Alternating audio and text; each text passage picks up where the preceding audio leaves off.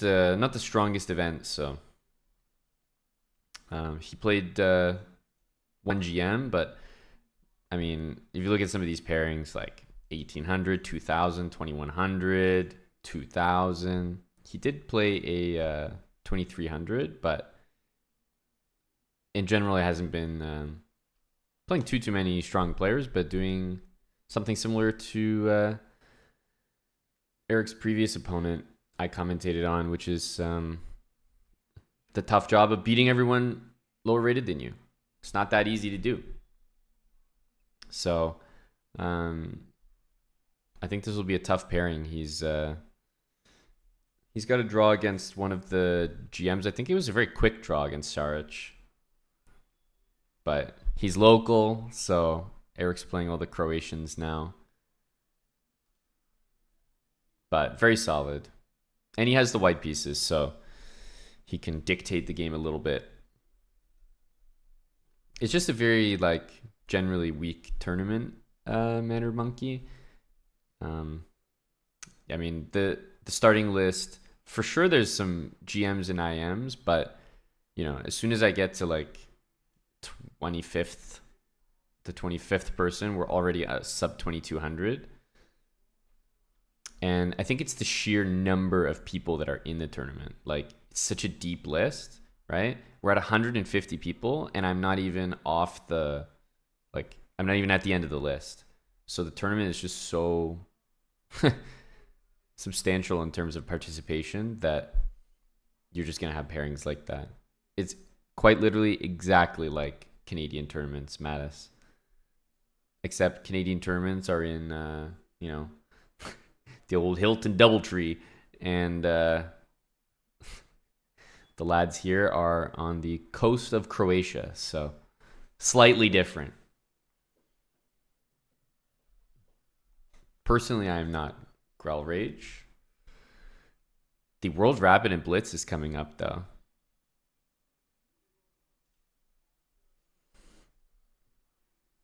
We'll probably see a small delay before Eric's first move. Just waiting for the live video link from him. Hello, Airbus driver. Ronaldinho 007 says Eric's opponent's very strong. His previous opponent, yes, was on the Croatian national team. As the number one seed in these events, you're generally facing pretty tough opposition. You're pretty much facing like the toughest that there is each round. So it's hard to finish a tournament as the top seed winning the event without playing like all the top guys. But as like the second or third seed, sometimes you can sneak around the pairings a little bit better. But I think generally everyone is playing everyone who's any good in this tournament by the end of it, especially with 10 rounds.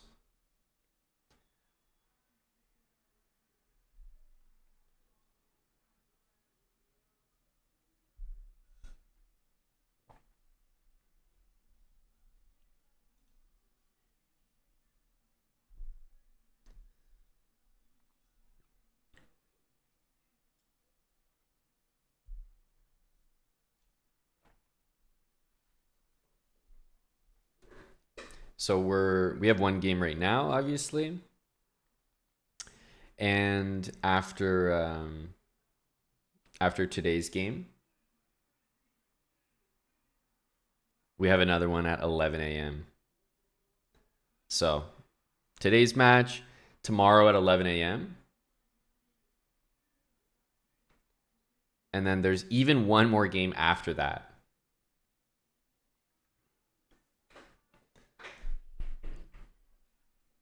The last two games were draws.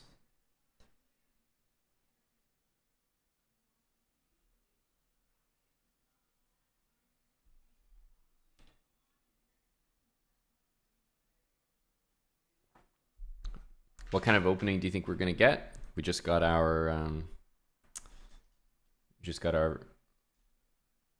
camera here.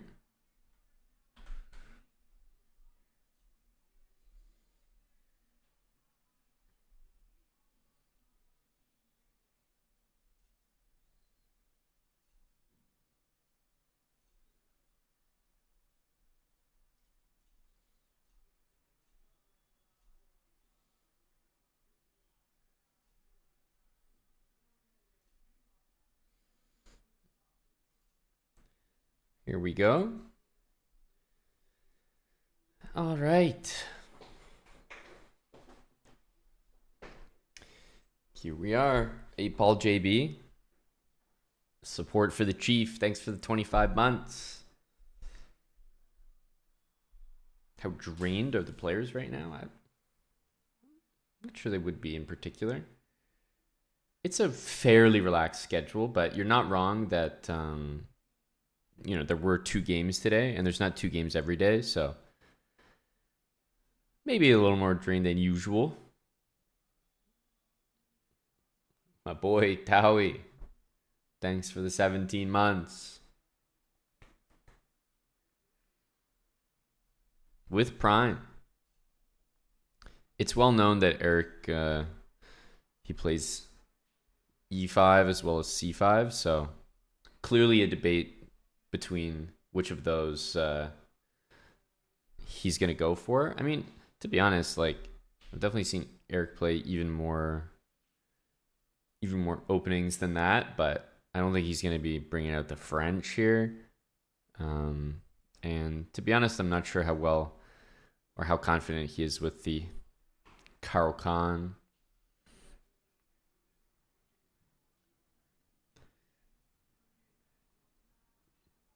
Well, your decision on the first move of the game, it affects like what kind of game you're going to get. Right? So an E5 or a C5 game, it's not like Eric is thinking like, oh, I have no idea what to do here. No, he has like, maybe he's thinking about something other than that, but I've mainly seen Eric play these two, and it's just a completely different game. Maybe he's looked at what his opponent plays as well, and is kind of expecting a certain thing against each.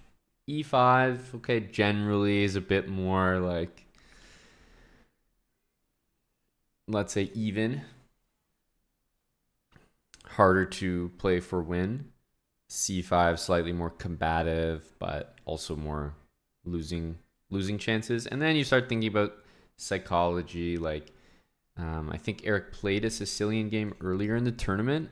Was that the opening that he played against the 2200, who really gave him a tough game and was a little bit better? Because you also start thinking about that, like, oh, has my opponent looked at games from my tournament? Also, I don't know anything about his opponent. Maybe his opponent has never played E4, or like it's not his main move. If I prepare for someone and I'm preparing for their like D4, and all of a sudden they show up to the board and play E4, I'm definitely gonna spend a lot of times. I'm like trying to figure out the meta game of what they're trying to get me to play.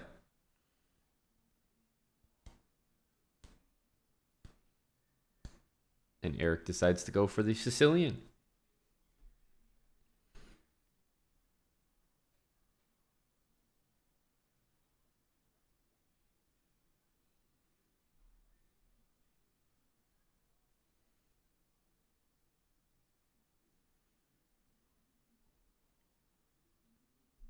ABD, how was the boat yesterday?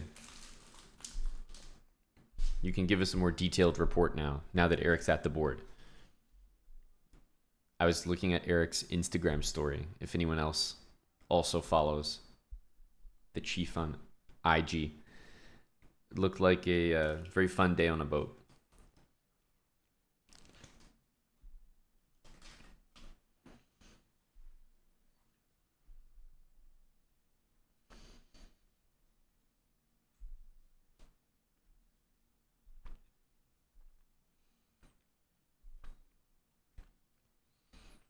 Thank you very much, Canadian Rock Fan. 40 months with Prime.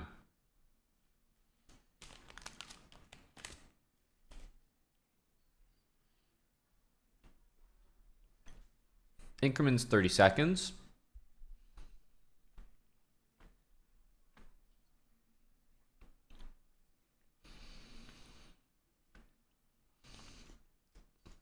Eric has played like a Khan Sicilian. Also played Taimanov.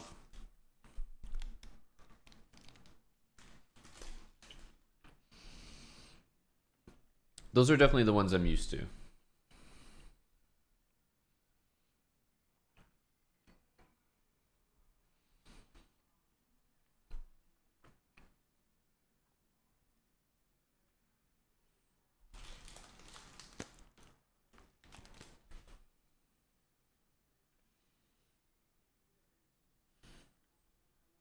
Yeah, it's mainly just for the commentary bits, yeah.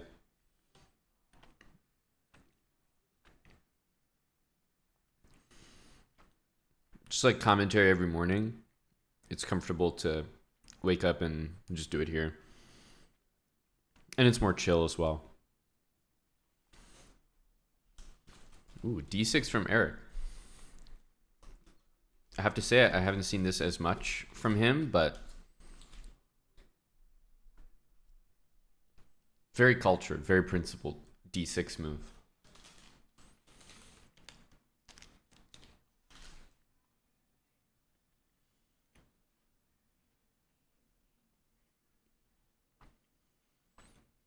I've actually seen Eric play this line quite a bit from the white side.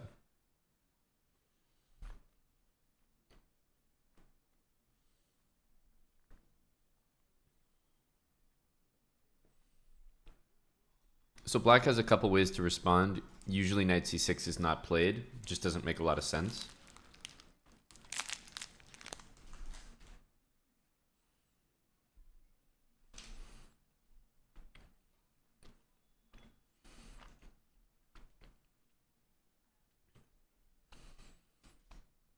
Bishop d7 is the obvious reply. I think everyone here would just play bishop d7 without a second thought. But knight d7 makes a lot of sense because you can clearly see that a6 and b5 wants to happen next.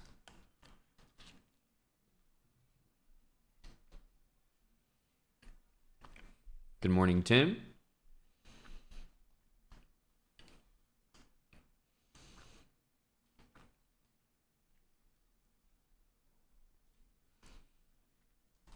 And so sometimes you'll see in these positions like white will castle. Sometimes you'll even see the move a4 just to prevent exactly what I was just talking about.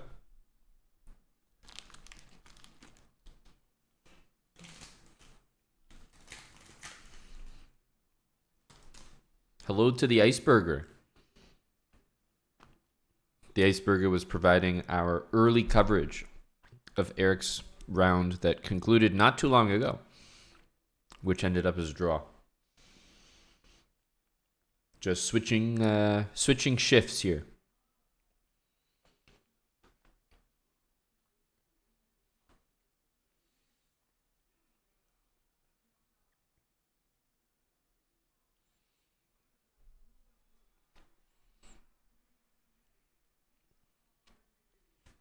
I wouldn't say that Eric feels pressure to win every single match, but he might feel like small pressure to win the tournament. I'm not really sure. But in terms of like the general expectation, yeah, based on Eric's seeding, for sure he's definitely got the clear best chance of winning the tournament.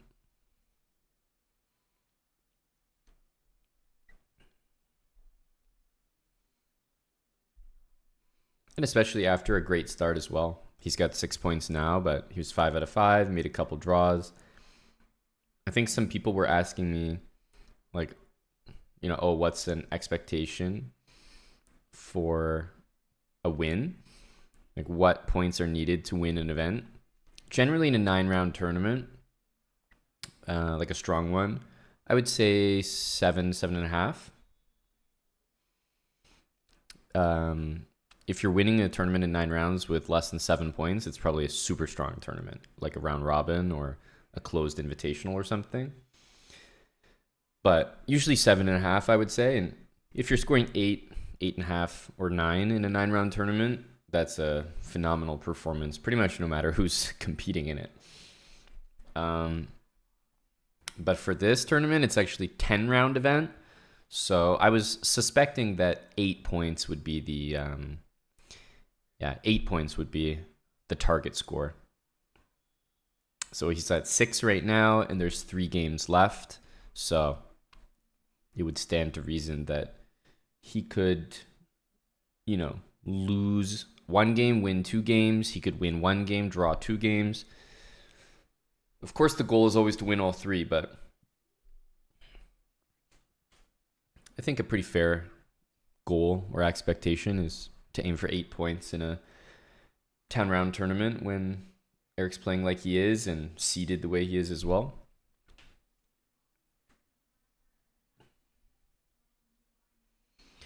Yeah, you also have to remember the type of tournament that you're tuned into, right? You're tuned into the Split Open on the coast of Croatia in the summer. So yes, there will be much higher quick draw rate in this tournament compared to any other, I think. A lot of the players here are probably very familiar with one another and don't really need to fight tooth and nail to, play the most fighting game, win rating, etc. It's like they're happy to play, like, take their chances, but not push super hard every game. Hello, AB Shakespeare. And I know someone kind of answered, but yeah, white is thought to be like somewhere between 0.15 to 0.25 ahead before any moves are made on the chessboard. So that's why you always say that it's up to black to kind of equalize as well. Like the first job is to equalize, and then the second job is to play for a win.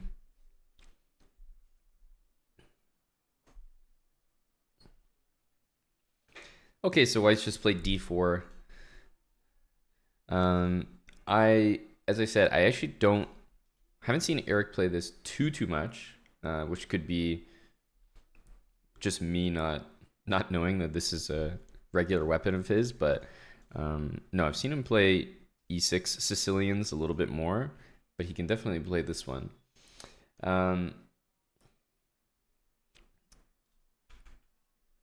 I mentioned bishop d7 is like a very kind of normal move, and black generally goes like this: e6 bishop e7 or g6 bishop g7, one of the two. And white actually usually goes c4, knight c3, d4. Gets like a Maroczy bind position with the two pawns like that. When you play knight here, then the goal is a6, b5.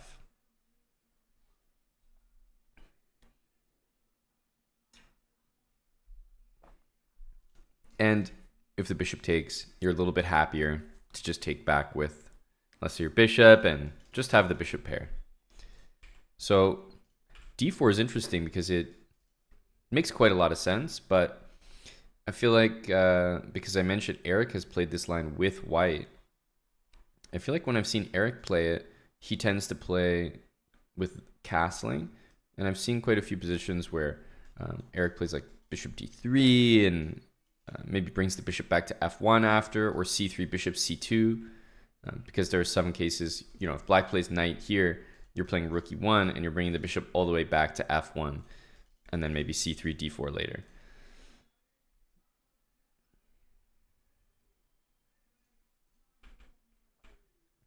So yeah, Eric's spending a bit more time here because I don't think this is how he would handle it. And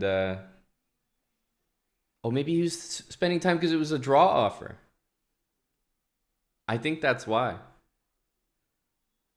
That's the one thing, you don't actually know who's offered what.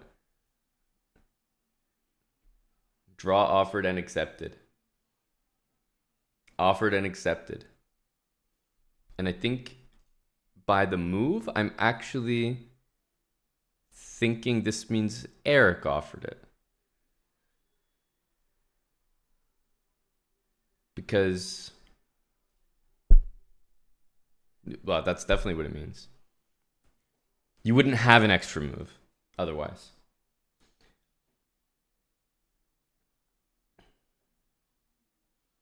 How much do you need to play before offering a draw or accepting it? I mean, it kind of depends on the tournament. At the top level, they usually have rules in place to try to prevent this. Like, you can't draw before 30 moves or something, or can't offer a draw before 30 moves unless it's a repetition. But for the most part, they don't have those rules in place in just like your average tournament. So there you go. If you were wondering whether or not you'd be able to soldier on for the entire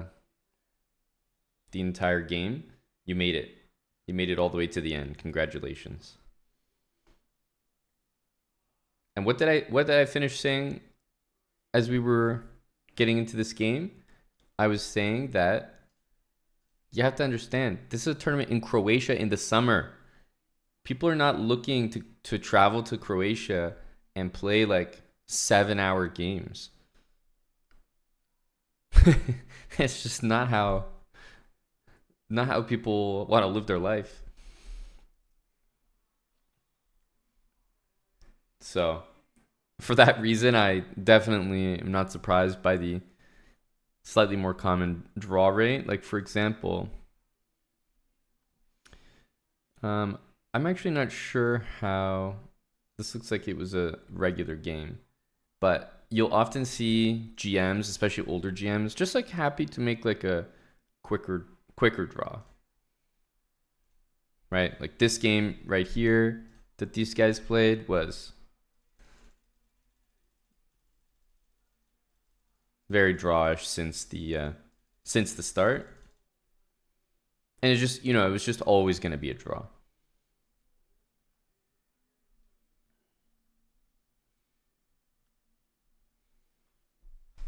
Hello, Buck81.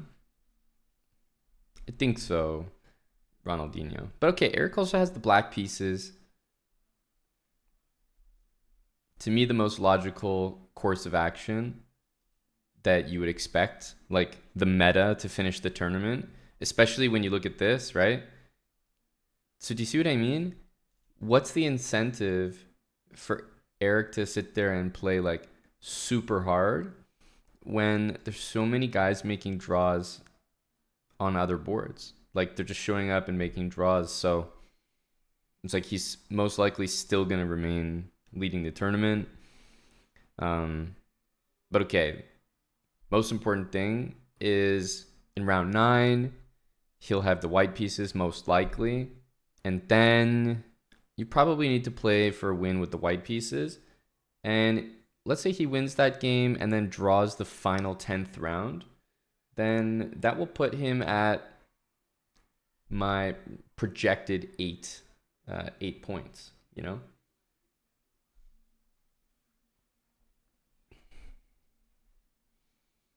So I don't know. There's a lot of tournament meta as well to consider.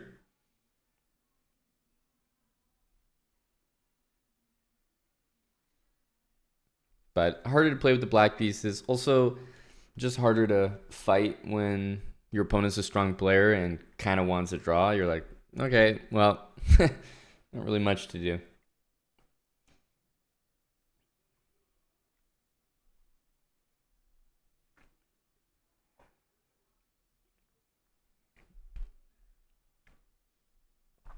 That's what I'm saying, Tineric. That's exactly what I'm saying.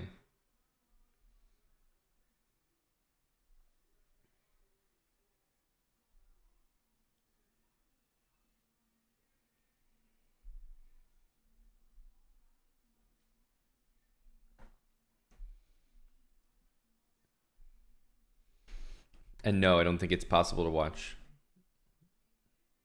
Cuz's game.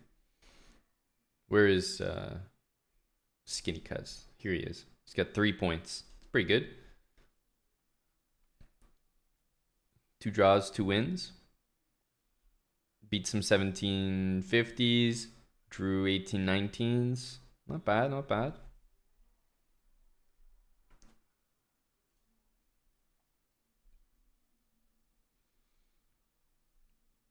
Venue is not airconned. Oof.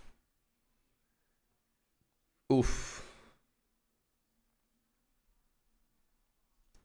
That's not what you like to hear. That is not what you like to hear.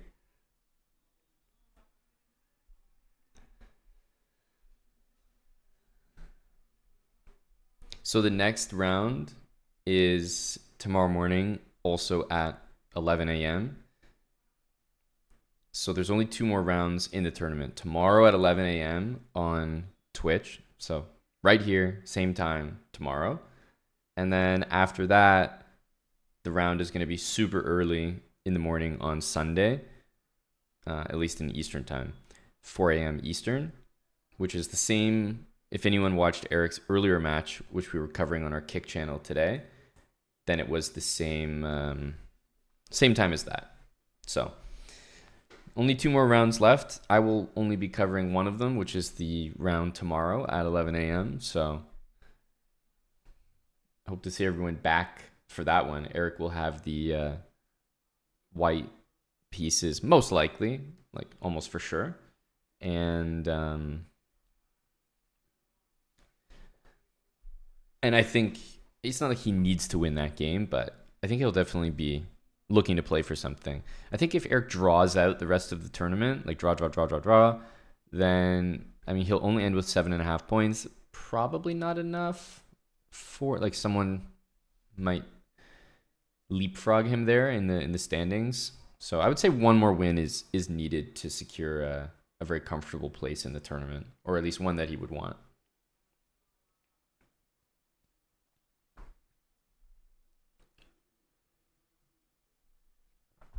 So there you go. That's all of our tourney coverage today. Eric has 6.5 out of 8. And as I said, I think playing for a win tomorrow makes sense.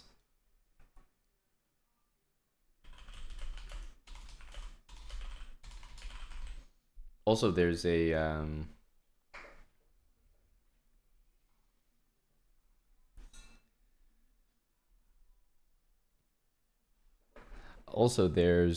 match today coming up later in some hours. Hickey's playing his SCC match to determine who plays Ali Reza in the semifinals in Paris.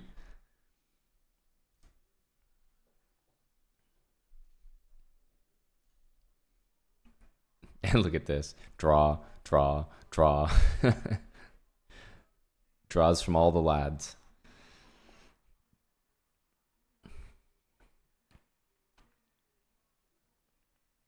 It's like FOMO, you know? This guy, this GM right here is also going to be like, well, dude, everyone's at the beach right now. I'm not at the beach. He's going to feel bad soon. So he's probably going to make a draw in the next 20 minutes. But at that point, why didn't you make it sooner? He's definitely going to feel left out.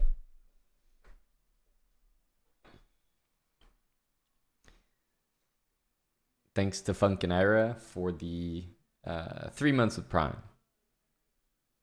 Appreciate that. 106 from Nimzo Bo. It has been a long time. Long time since I've seen you, and long time since you've been subbed. 106 months. Eric is most likely going to be tied for first after this round. He currently is. There's technically one, or like the winner of this game right here could have more points than him, but I'd say a draw is a decently likely result, especially given the position that I see on the board here. So yeah, just hanging around first place, undefeated in the tournament. So definitely a good event so far. There's only 2 rounds left in it, and I would say he needs to win one of the 2 remaining games for a tournament he'll be very satisfied with. Wash that all. Thank you for these 27 months. And Nimzo Bo inspiring the 106 train. Johnny DJ 316. A tier 3 as well. Thank you, Johnny. Did you see the climbing this morning, Johnny? If I'm not mistaken, I think Toby got it. But that's crazy. Olympic gold. Yeah, I couldn't watch it live either.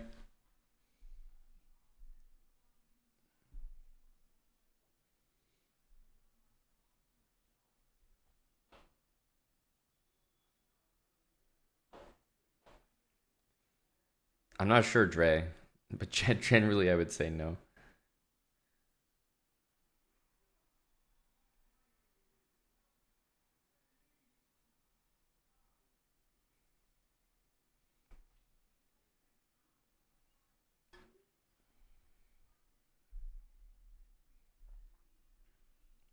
Yeah, I'll have to rewatch it, catch all the exact highlights and moments from it.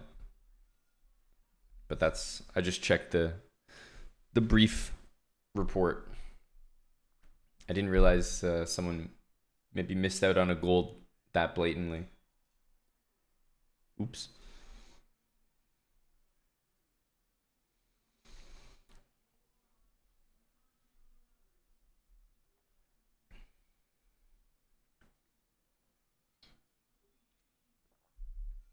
Yeah, I noticed that, Johnny.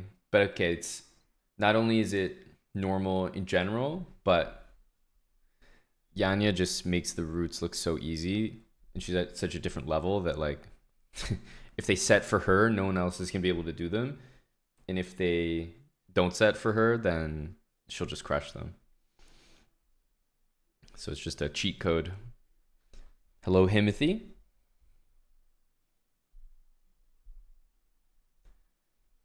No, we didn't have any matches last night. Himothy and Force a Draw decided to fight off script. Maybe warming up for next week matches.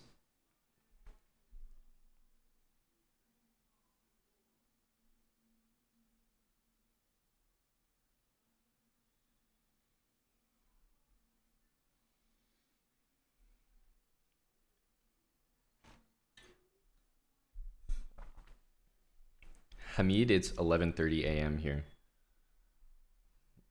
What time is it for you, Hamid? There's a lot of really exciting finals in the Olympics today. I just love the relays. So fun to watch. Men and women 100 meter, 4x100 meter relays.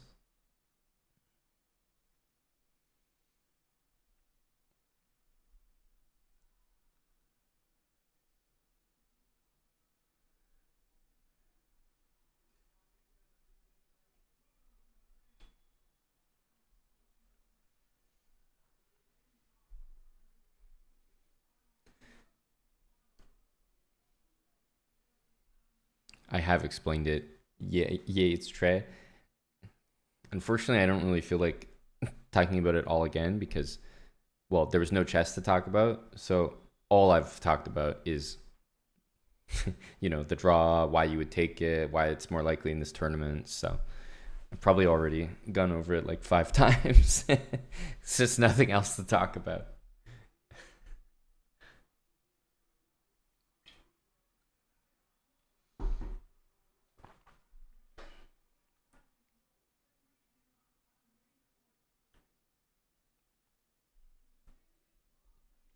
You're pouring one out for Damp Salad. Damp Salad will be back. He'll be back.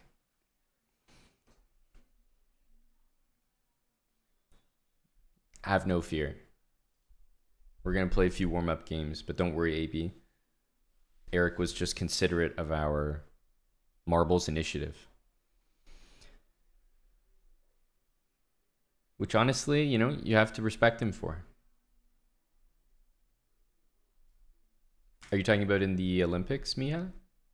I was just saying the 4x100 relays are pretty fun. I think there's a 400 meter final as well.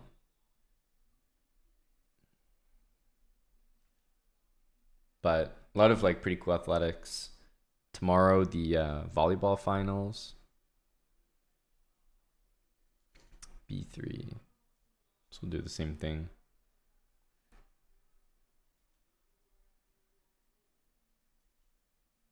Okay, he goes for the double fianchetto. I'm probably going to keep it at just one. I would probably do this anyway, but also just to, imbalance things a little bit. Probably we're going to see this setup from black, or sorry, from white.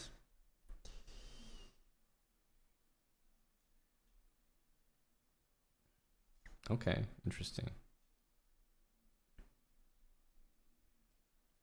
Interesting again. Okay, not a, shall we say, not a very ambitious approach.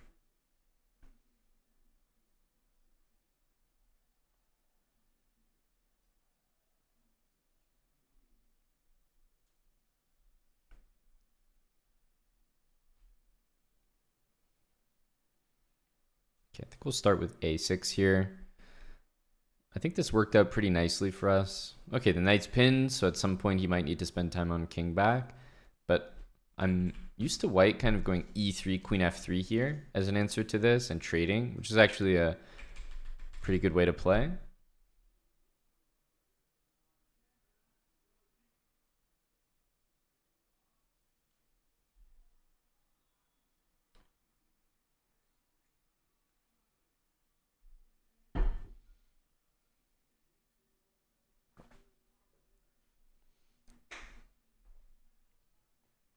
Okay, rook c1, d6 is normal. I mean, d5 is fine as well, but I think that's doing a little bit too much before I'm developed and good to go here.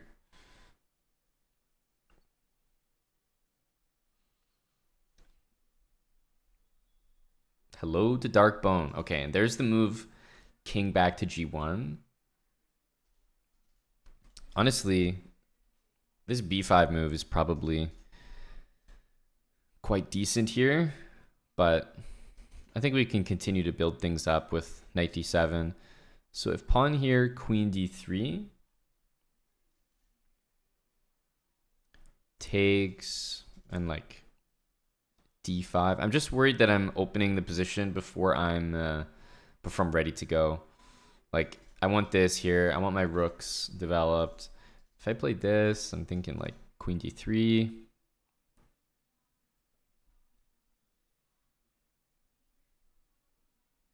Maybe queen d3 we could play knight there. Something doesn't feel right about it. Rather just develop. What about e5? Oof, e5 is unfortunately one of the worst looking moves. Yeah, I just don't want to give up the f5 square. My d6 pawn would be a lot weaker there. d5 would be quite weak. I have a dark square bishop, so I'm not really interested. I'm more interested in these two moves. So if b5 takes, there is knight c6 there, which does not feel good because even if rook c8, it's with check, so that pin is useless. So I think I need to move this rook first. I think I need to play here. But this is a useful move for me anyway, I would say. Pinning the pawn to the queen, and we got b5 coming. Okay, now I feel like enough time has passed that b5 is quite good.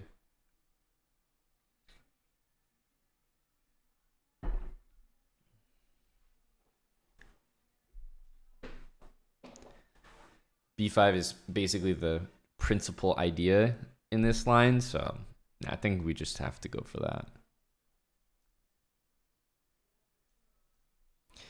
But knowing this guy and the way he's playing, I feel like he's gonna like take and then like take the rooks and play rook c1. Like he just seems, yeah, I could just tell. He just seems uninterested in trying to fight for any advantage and just like happy to trade every single piece. And like he's not playing very well. Like the knights are not really doing anything. He doesn't have control over e4. You're not supposed to allow b5. So he's just doing everything wrong. And I guess hoping to make a draw.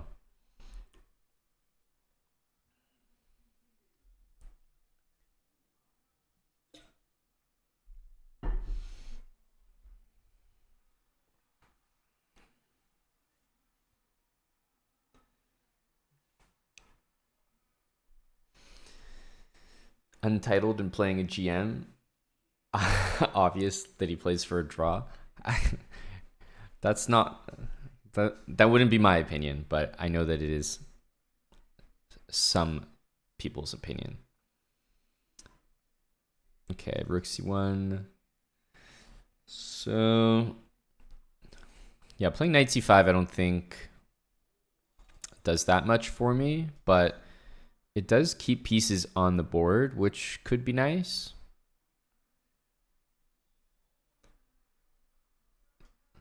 We can also go rook over to a8 and fully concede the c file,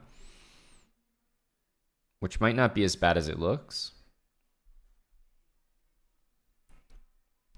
And then the other move that I definitely like is b4 because it clamps down those two pawns, and we want to play like d5 next. So I definitely like b4. Takes queen c2 because we know how he plays, so he's definitely going to play that. You know, we could take, we can play this, but it's like, do we really have an advantage there, you know?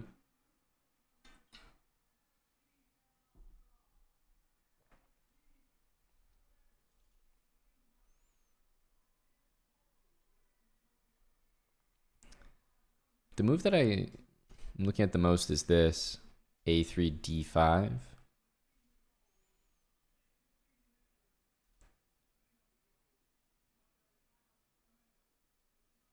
I think I'll try it just because it looks slightly combative. Knight c5 was the other one, just because it kept material on the board.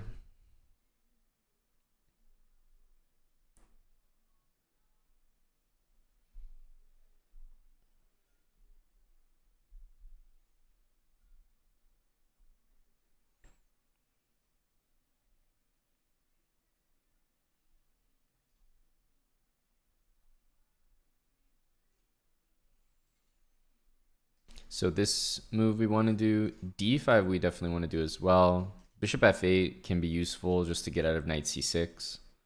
Yeah, knight c6 will just drop back anyway.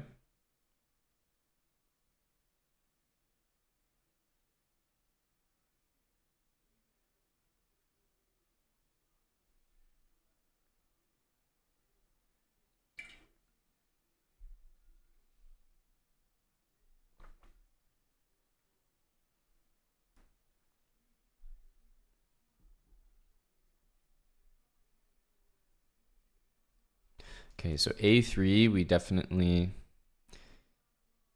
anticipated a move like this, because he might want to play b4, but if he does, then my knight sneaks into c4, which I think is good. So now I think I want to play a move like bishop f8 or d5.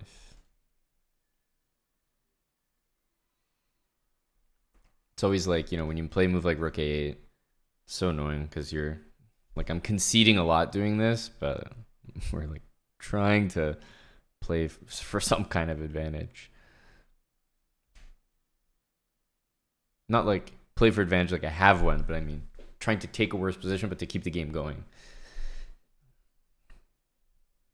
But you know, you're conceding when you do it. I think queen d3 is the move to be bothered by here. So I'm going to play this.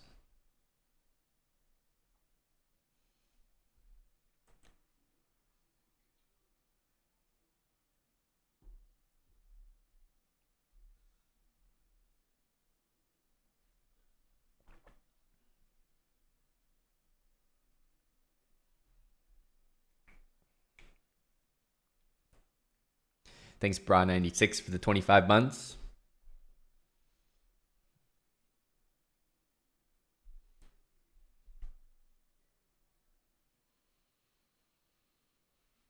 Yeah, queen c2.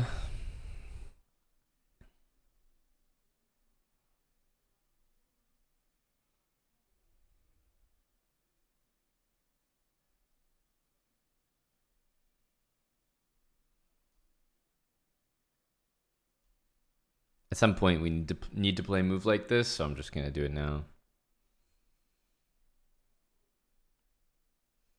C6 square is very weak. Kind of annoying. Yeah, Magnus won, I won't say super easily against Arjun. Arjun actually had a great showing, but he did manage to win that match. Hey, Markic.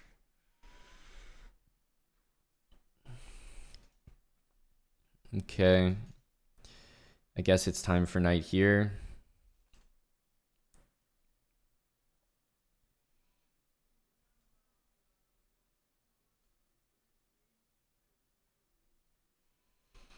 Bishop a1.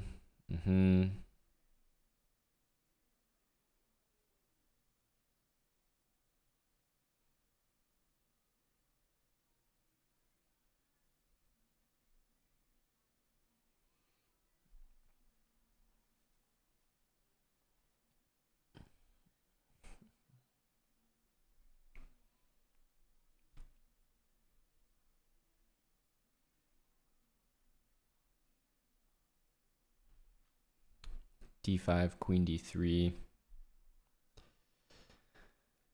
I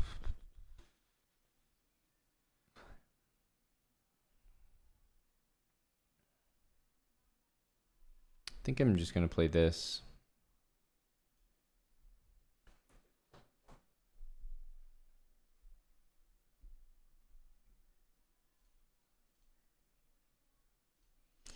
These are always such annoying games.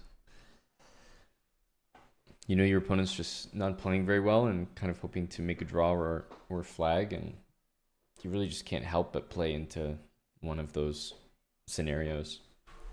They're either going to have a very good chance to make a draw or a very good chance to flag. So he obviously has the second. And he still gets his queen trade. God, these games are so boring.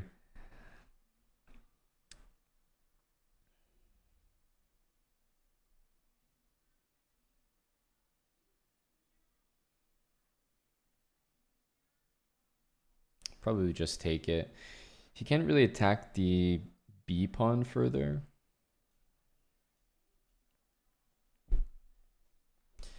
You need to do something with this. Would love the knight on c4, but it'll take a little bit of time to get there. I don't think we gave too much here. Bishop is not very good, but that's just the nature of these positions.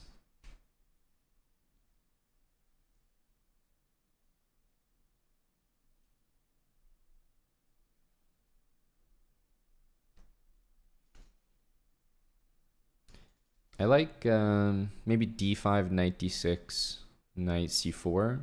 And if this knight moves, maybe knight d2, knight c4. Can try that maybe. Here, actually, I'm considering this and just bring my king out after f5. Yeah, it's kind of tough to decide what to do. I'll go for this and play against the bishop. It's definitely not the way I want my pawns to be, because he'll obviously play knight back like this, but if we can just bring the king out, we have some chances.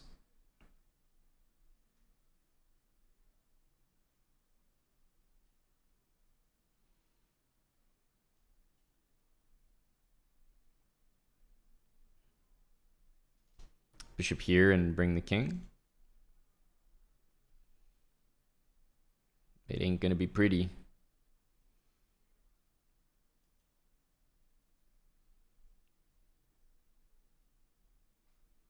Bishop's not very good, but we obviously have some problems of our own.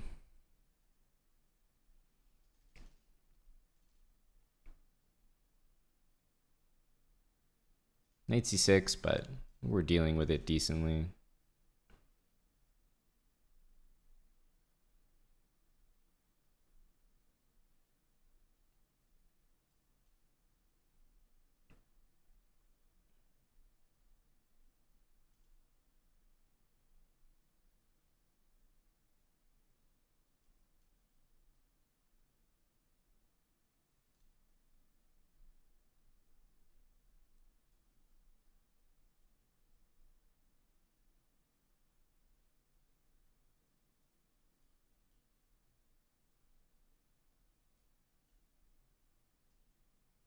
Definitely want to play f6.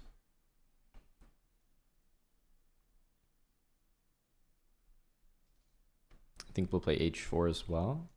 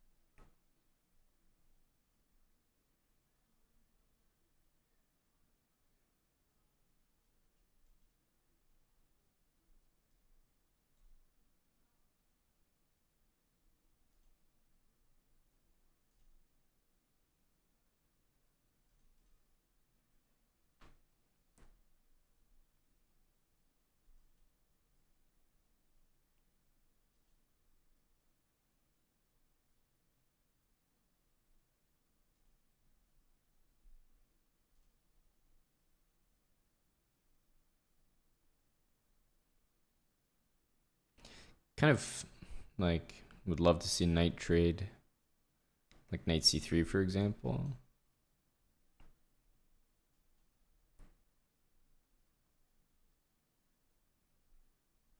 Oh, that's a miss. That is a miss. It's annoying.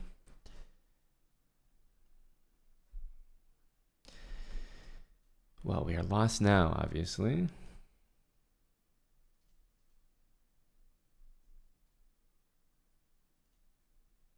But there's still a chance after knight c3. Bishop's the wrong color as well, which helps. But yeah, we were obviously just easily outplaying him there, but getting so low on time because I'm constantly expecting better moves from my opponents.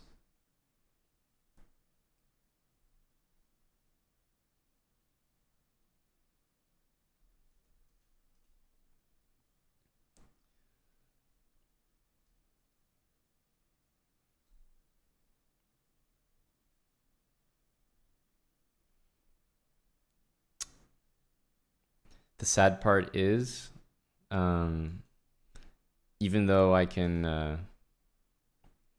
make a draw by sacking the bishop for one of the pawns, I'm not going to be able to do that.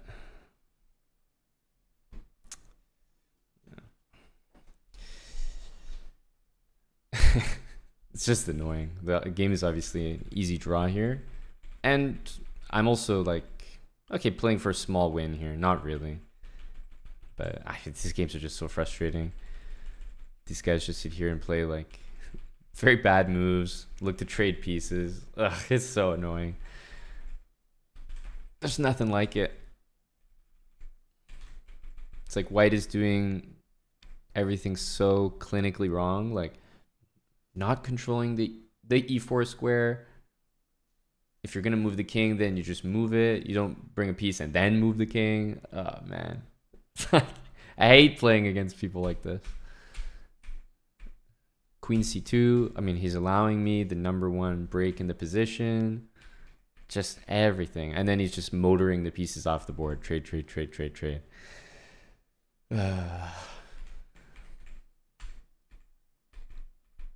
So I had to take this position, which, as I said, I know is definitely not a good one.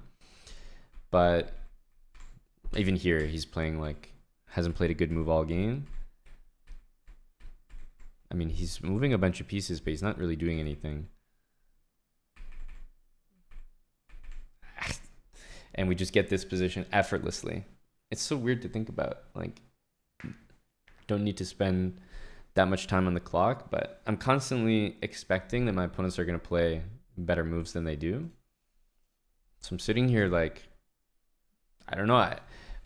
Whenever you don't want to draw and you have to take a slightly worse position in order to avoid it, I have to constantly make sure that I'm not losing the position. But these guys always play like instantly. They don't even like think. So I guess I'm not really in any danger of of losing the game like that.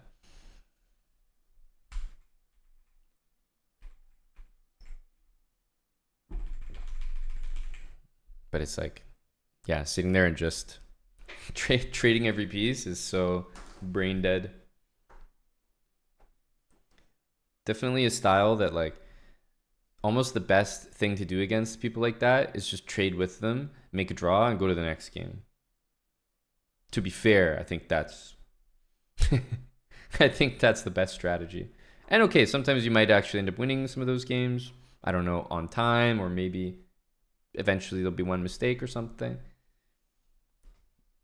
But for me, it's just like annoying because all the games are like that. Every time I queue up, people are just like trade, trade, trade, trade, draw. So I constantly have to take a worse position and try to justify it, and just in order to keep the game going.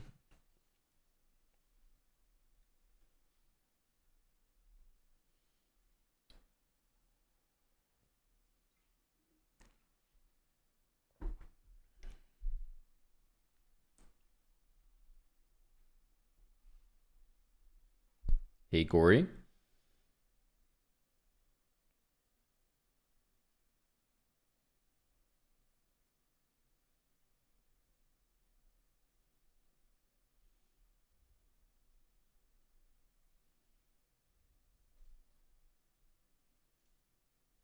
Looking for another one here. Jesus.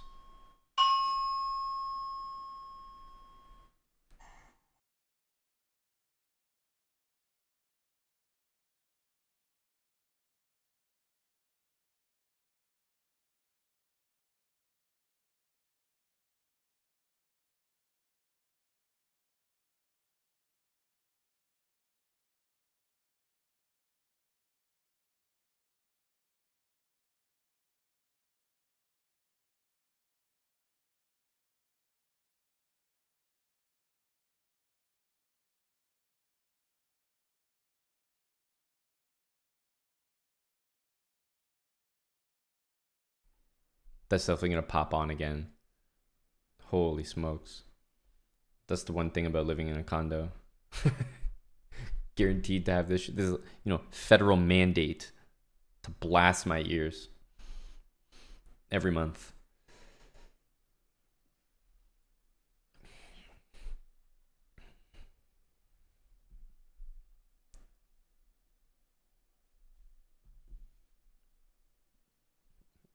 First of all, I don't think there are people rated above 2900 rapid, but it's also just the default seek settings.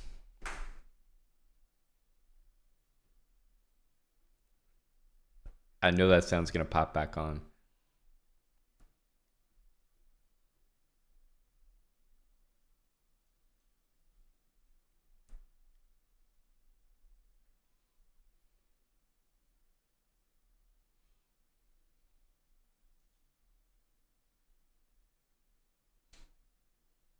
We need to stop hunting for good moves. We need to play rapid the way the rapid players in the pool do.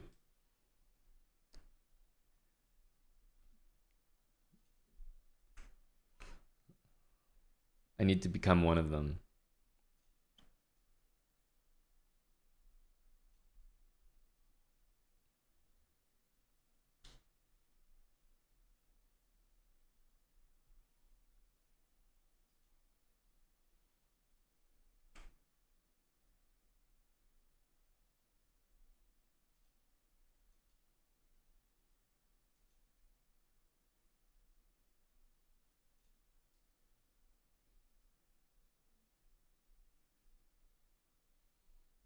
Eric's game already happened, Gory.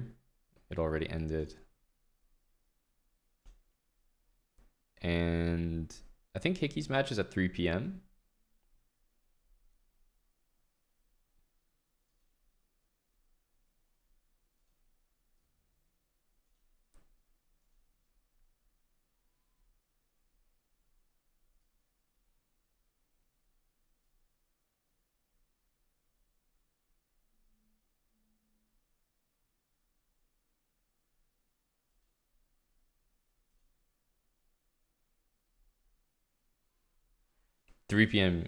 Eastern.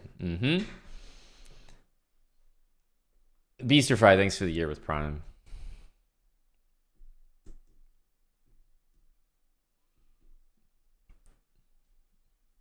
Exactly, Nam. Rab Scuttle. Do you know what I'm talking about? Sounds like it. Okay, we'll hit this pawn. He might play queen here. But that does walk into maybe something on the diagonal. We're very happy to see this move in general.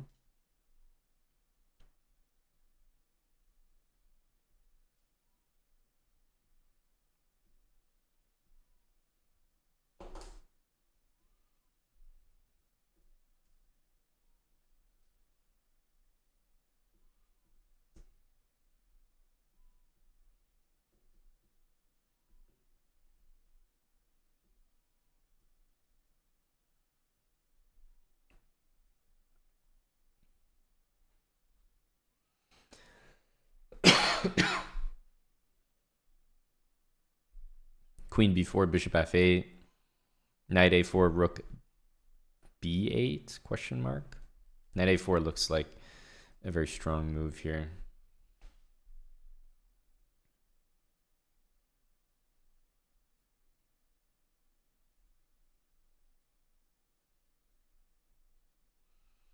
but rook b8 kind of holds it together.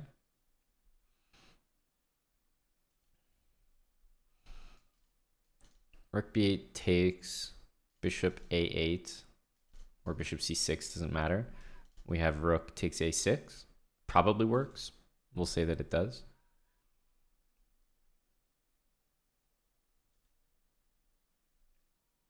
Pre-move capture, of course.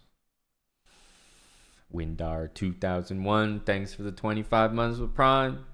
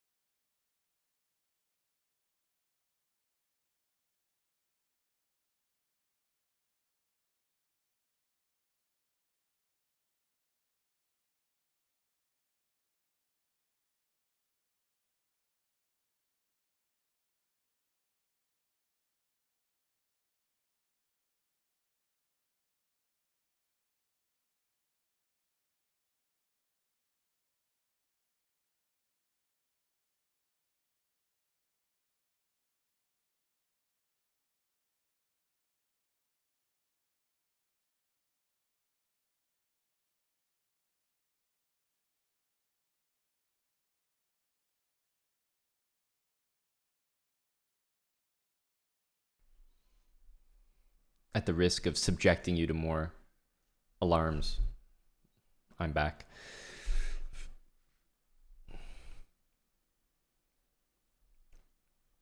Yeah, SEC's in 3 hours. We're definitely going to watch. I just want to play a few rapid games, but maybe we'll do a little bit of marbles here on Twitch and then swap to kick afterwards.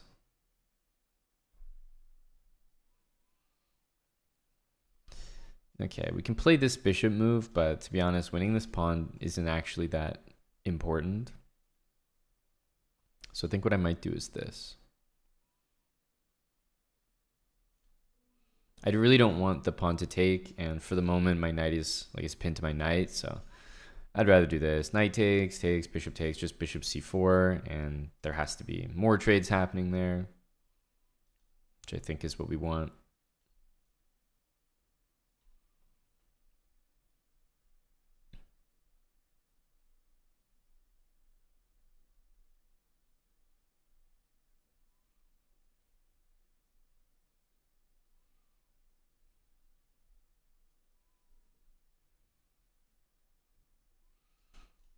Okay, there is knight a5 here.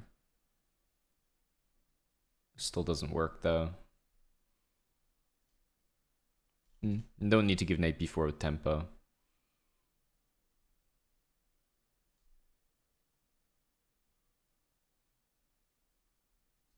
Oh, knight a5 does work because d2 hangs at the end, which is a little bit random, but so knight a5 we need to go. Just queen back to c2, which is fine.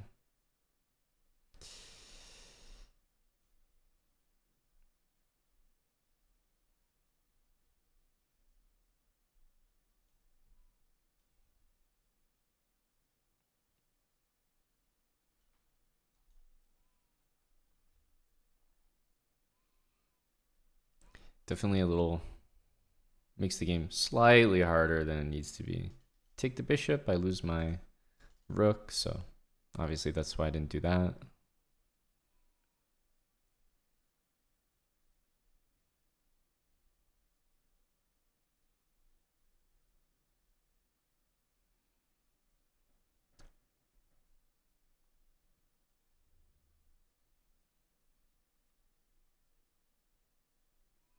No plans to go to Paris, no.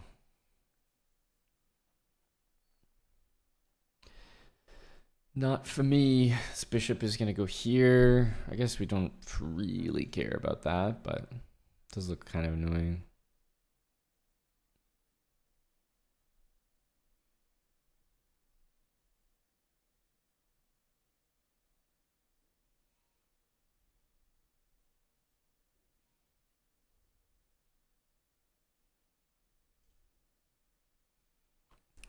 Don't want to spend too long here.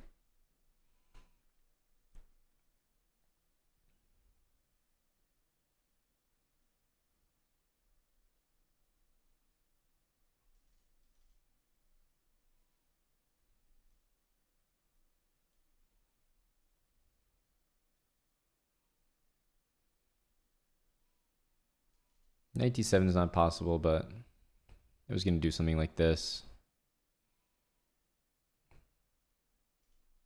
Does that make sense?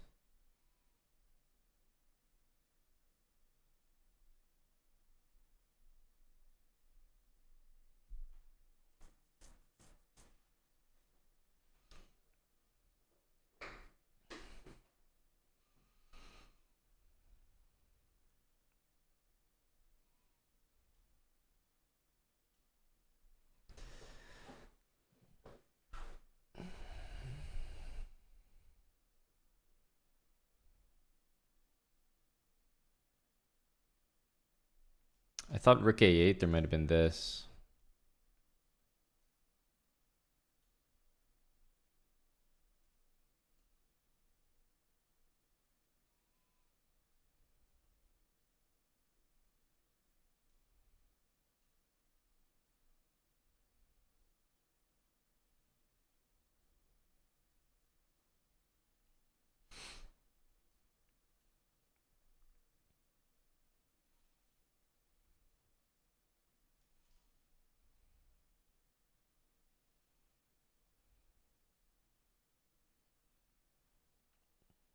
This is how these rapid players do it.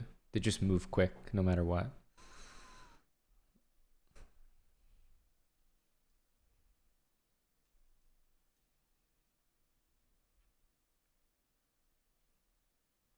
Hello, Pierre. Dope dance music. Well, Dre, you have the you have the Spotify like auto plays and like AI generated playlists. So once you have a good genre or a good couple tunes, you can usually find a lot of great ones related to it.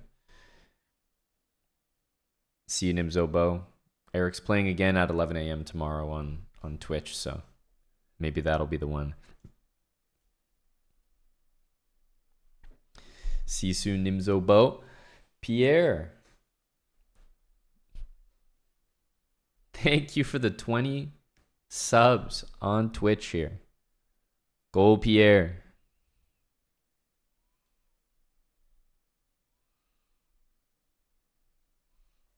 That's very kind. Rapid subs, I'm calling those. Thank you, Pierre.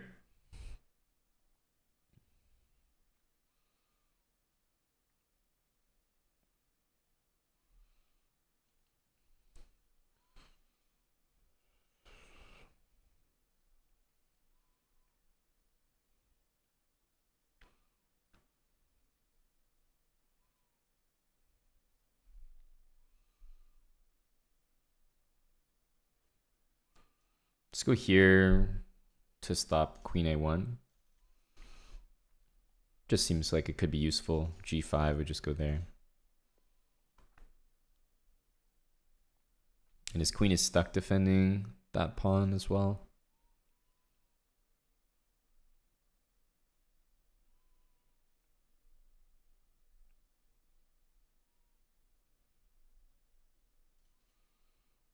Bishop there.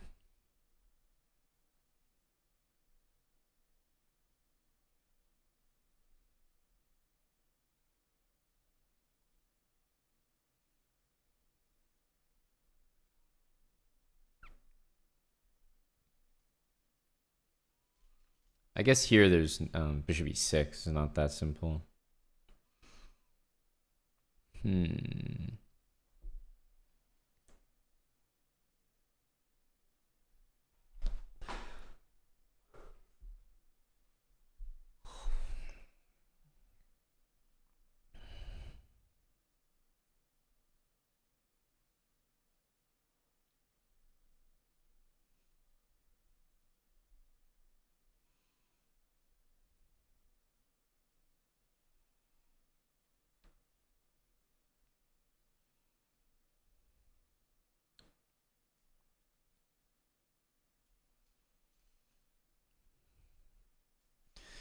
I want to maybe have some ideas against the bishop and also threaten queen e8.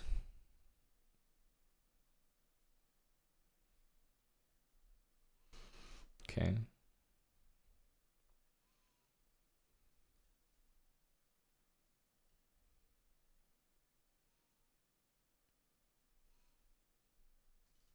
Rook a8 forces this, and then, yeah, have to be winning there. Knight d5 is also quite a good move, because the queen has to stay guarding this. And again, how useful was that to cover queen a1 check? So knight d5, queen e6 is about the only move. Nah, but queen e6 kind of holds it together. Rook a8, there's queen d6 as well. So knight d5, queen there.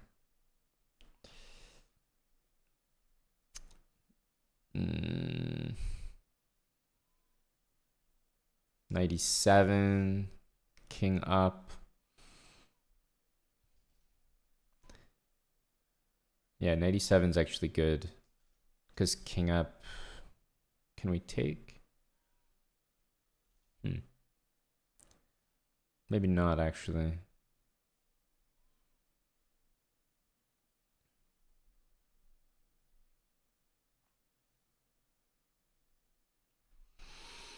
There should be a way to like liquidate everything, but I'm not exactly seeing it.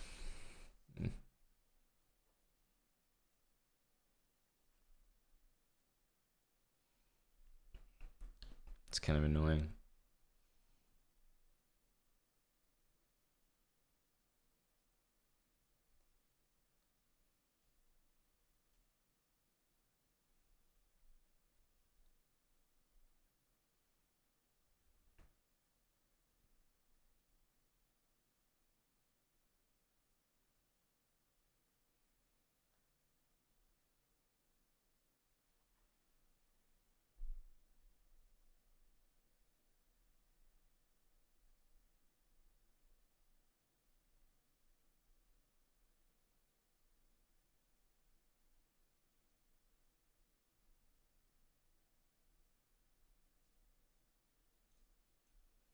It's a shocking move, but this is why you can't spend, like, shouldn't even waste your brain cells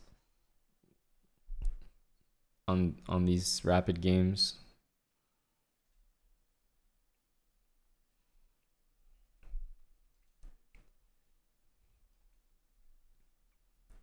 Everyone's just pumping out moves. Into the next one, Pierre. Go rapid.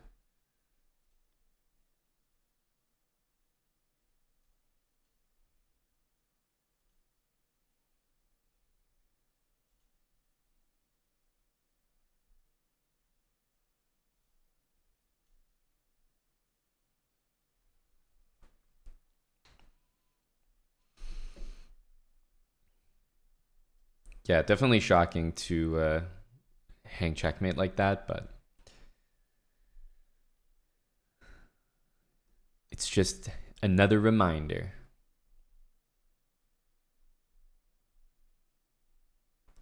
Rook e8 is interesting. Another reminder that anything goes. No need to over calculate.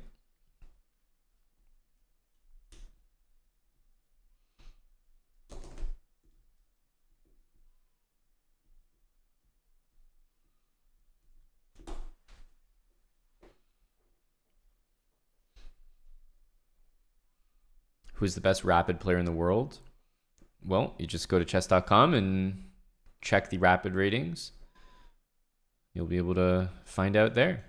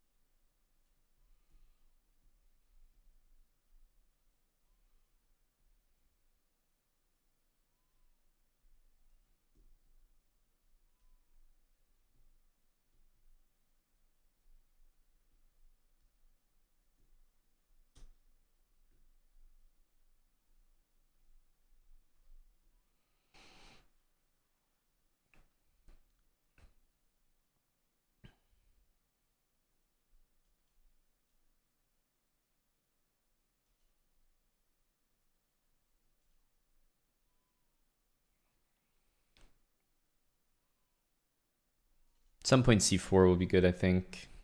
Also knight d2.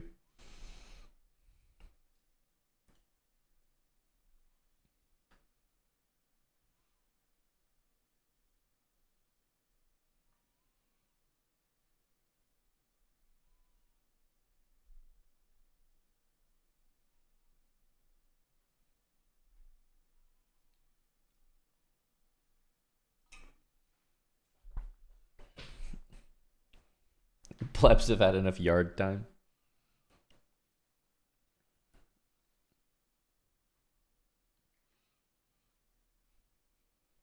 Old plebs. You mean old follow age Darkbone? Tenured plebs?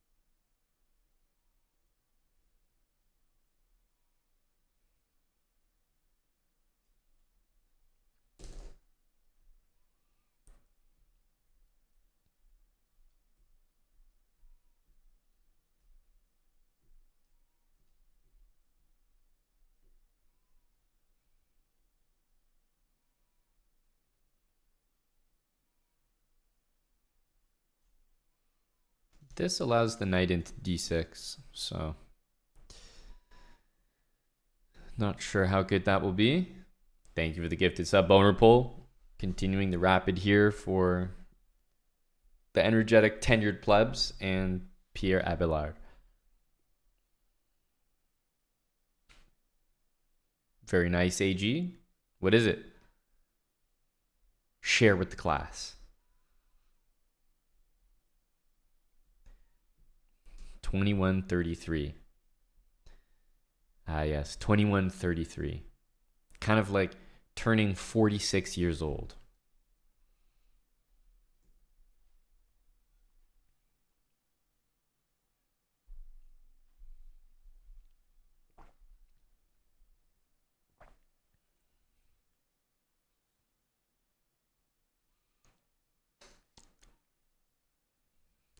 E4.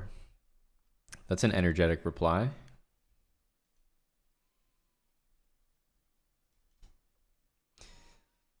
Here takes, and bishop here, we have this. Should be something.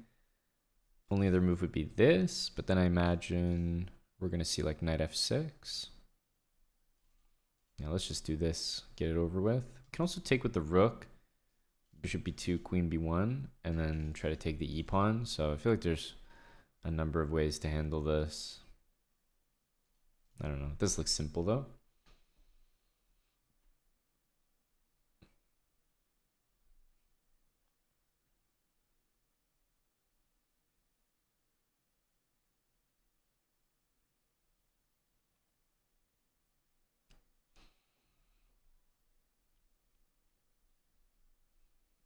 We're up a pawn. Let's not forget that. I've held on to that thing beautifully, I might add.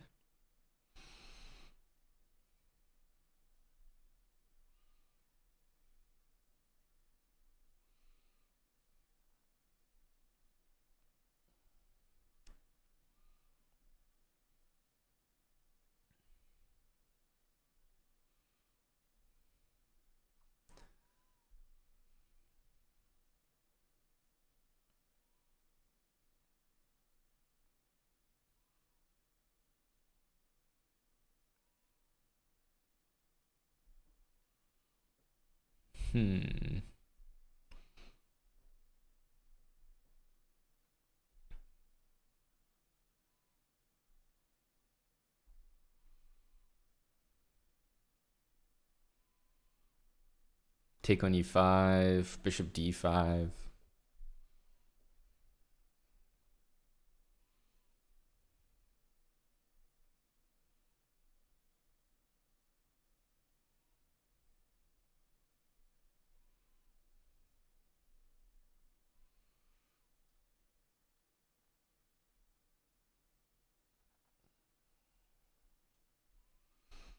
Let's do this. Can only assume knight takes.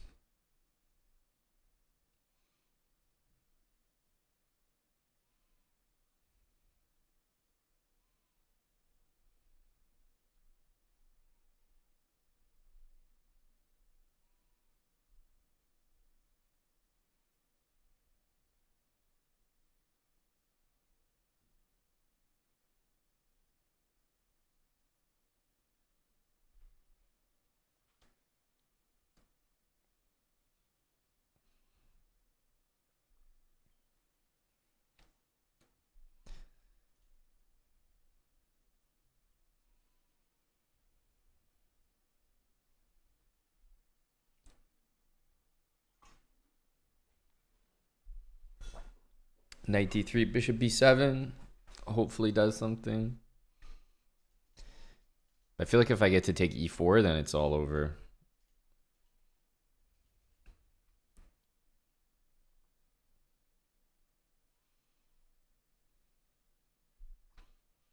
Oh yeah, I forgot about that match.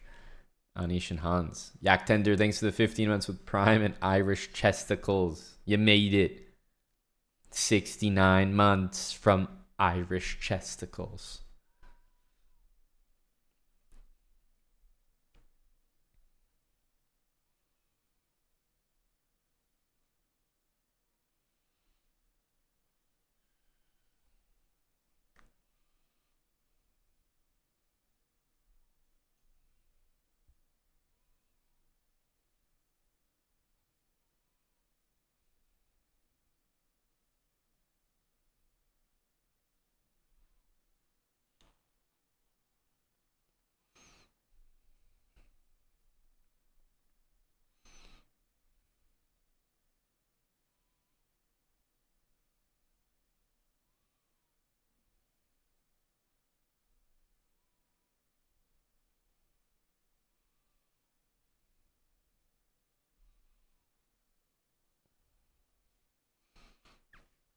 Like c6 looks decent here.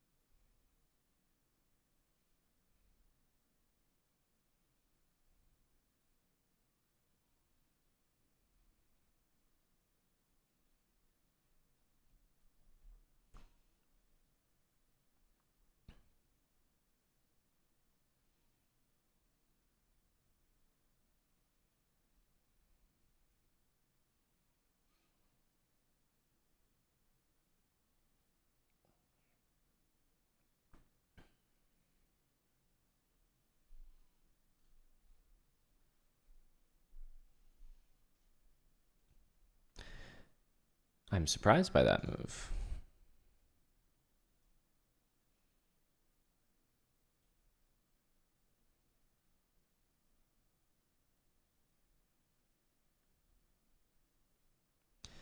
Okay, we are surprised by every move we've just seen.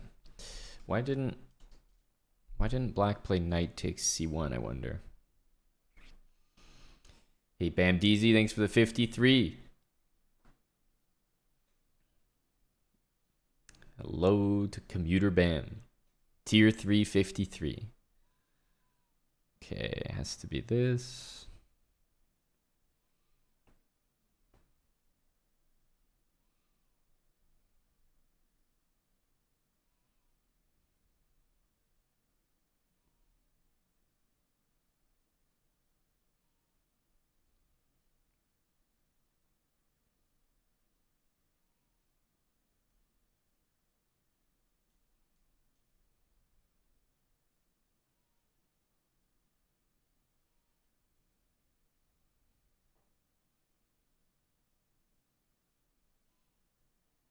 Hello, Brazilian Monk, and thank you for the 100 bits.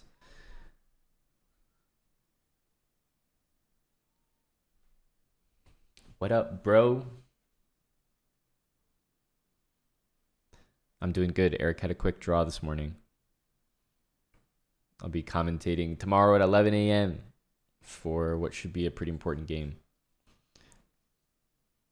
JFM Bearcat, thanks for the 8 months. I'm trying to take stuff. Can't really take that just yet, but I am trying to take this. Rook d1 as well.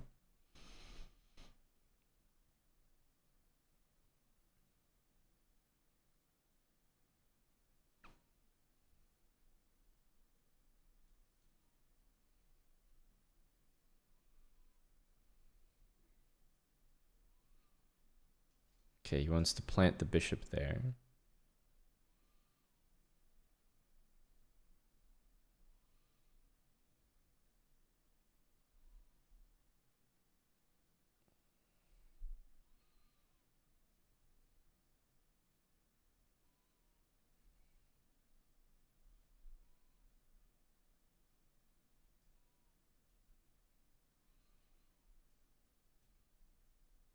This queen e5 doesn't really bother me. I feel like g3 covers it decently.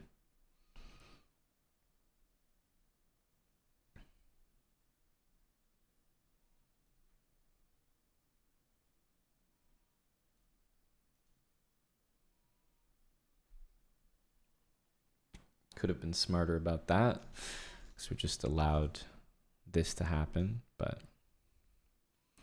maybe we can get away with it. Just bishop h2 here.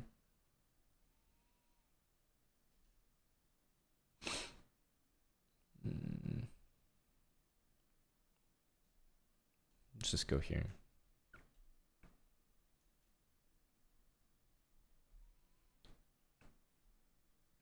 Yeah, I was thinking bishop c6 would just win stuff, but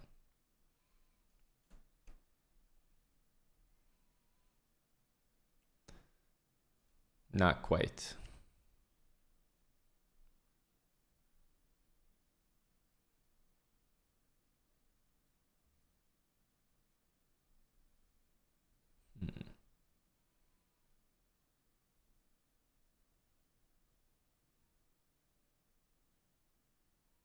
Queen c7, queen f6.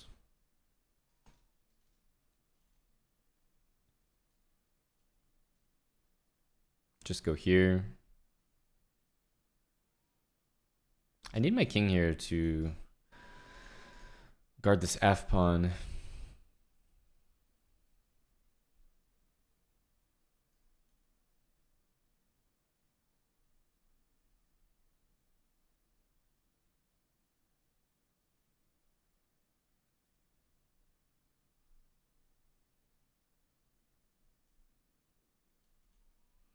Queen g4 should be super strong. Forces a queen trade unless, yeah, unless he does that.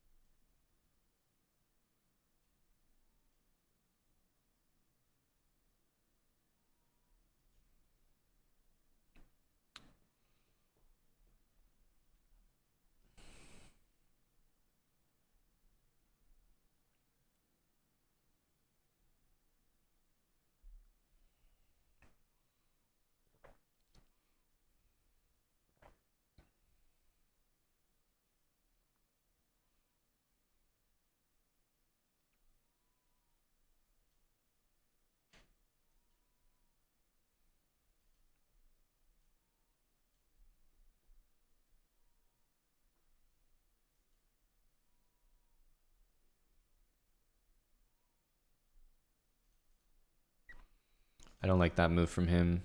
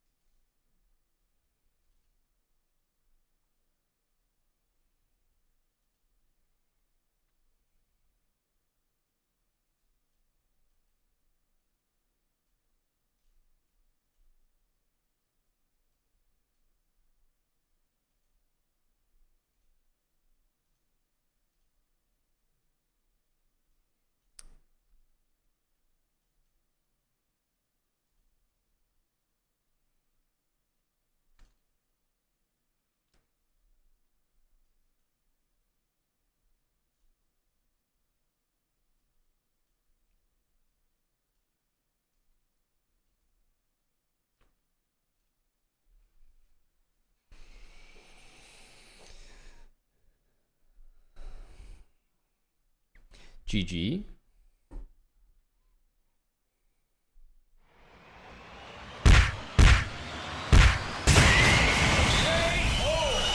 Eventually, I just got a little bit lazy. Yeah, this was a bad move, rook d7. Just no good. We just played g3, king g2. Win pretty easily. I thought we had bishop c6 winning the game here, but just forgot. And then queen g4. He's in big trouble here, but rook f4 was not too brilliant by me. We should have given check and then gone rook f4. But I liked rook a3. At least we don't let him trade the a-pawn off right away.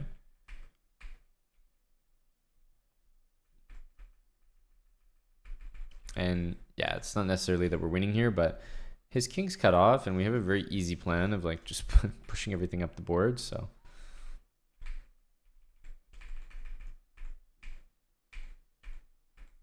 yeah, he didn't really have any clue how to defend it. I wouldn't either. It's quite difficult. King's cut off. It looks like almost the worst rook end game you could have. And then okay, once there's two pawns, it's too easy.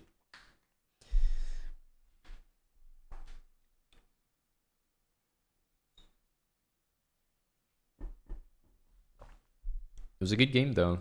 We just got off to a very good start. I mean, we just won this C pawn. I honestly just took it, and you just couldn't get it back.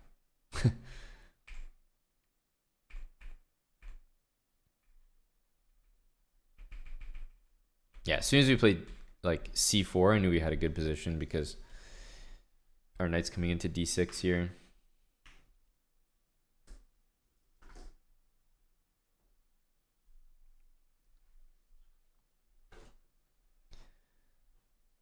Again, just waiting for people to fall off this damn rapid leaderboard.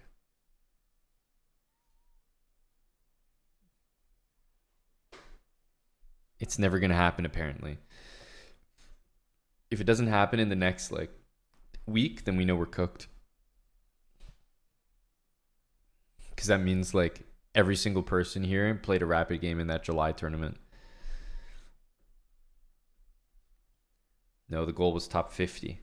But when I made the goal, it was unfair. There was nobody on the list. I was like, I guess nobody plays rapid. No one has a high rapid rating. When I made the goal, I was like, top 50 was 2,500. I would have already hit my goal. I got trolled.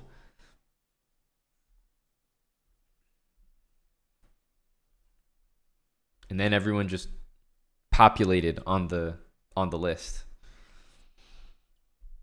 Yeah, could be an evil chess mafia conspiracy. That's a good point. That's a good point.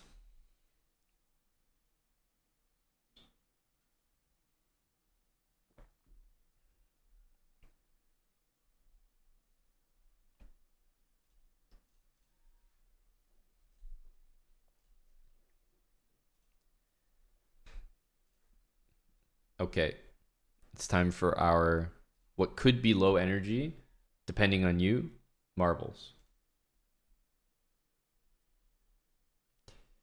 Who knows? We could have marbles has just consistently received lower and lower participation, and you can only blame yourselves.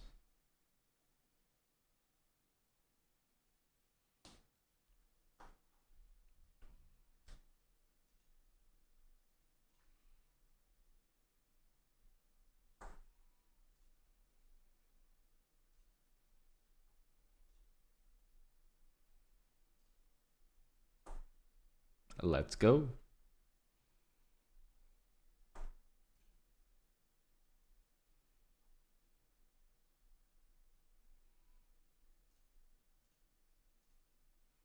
Hmm.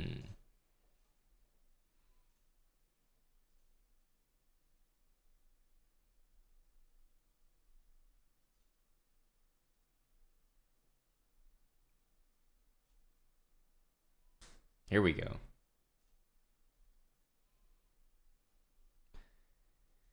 Here we go. Exclamation mark play. I'm gonna take a short break, but let me give you guys time to join. I will be right back.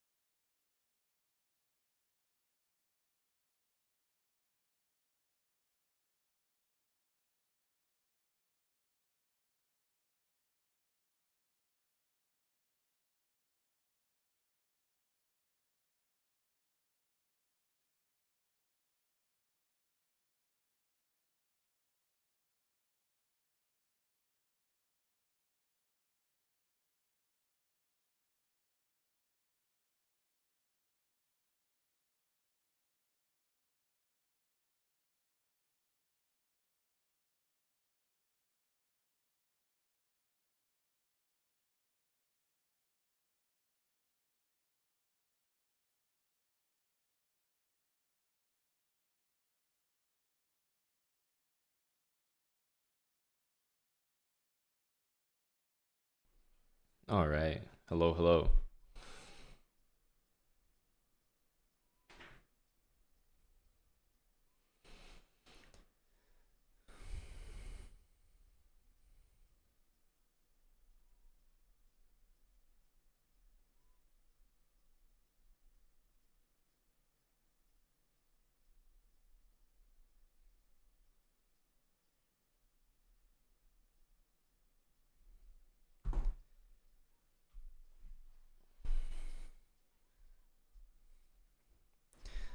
Yeah. I turned the music up for you to enjoy it. Now you're complaining about the music. No fucking pleasing you people.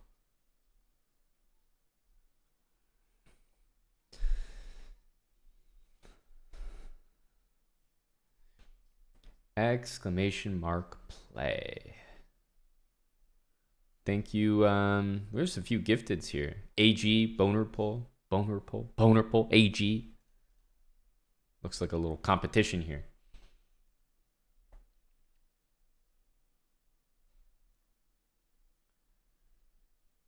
Hello, Dave.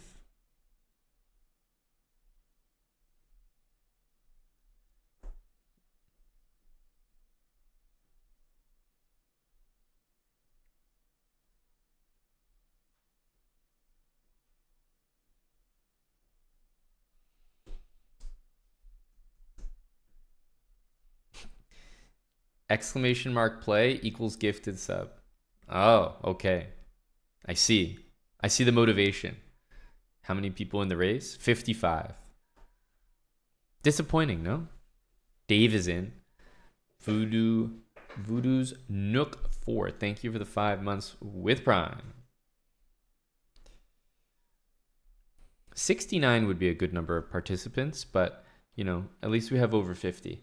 The thing is, it's been such low T for marbles in the chat lately that the standards have been lowered. The bar has been lowered.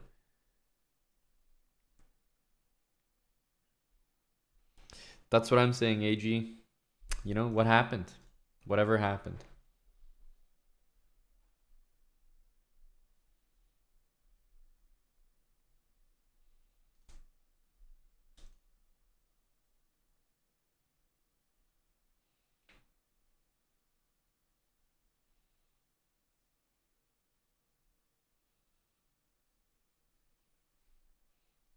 Can we get another 10?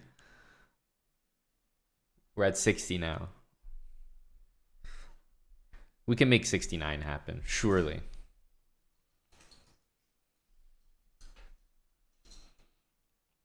Surely. Hello, Wild Hacks. Hello, Ralph.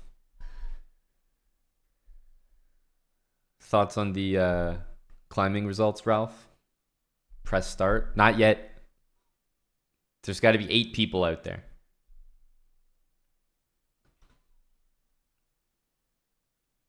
Wow, Bonerpool is gifting subs to plebs that are joining the race here. Heartburn is in.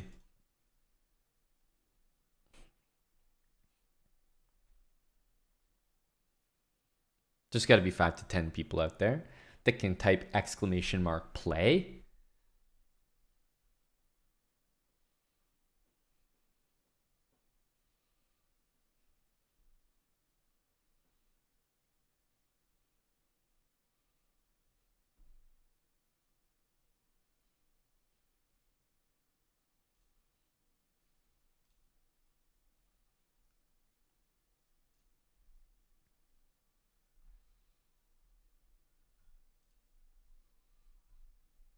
Oh, Brazilian monk.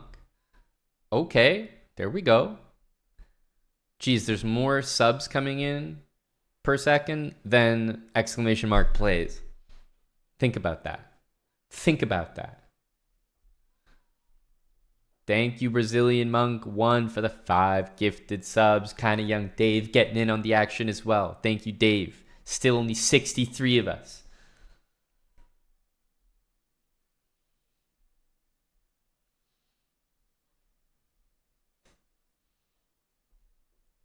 So I have because this is just taking too long. We have 64 people.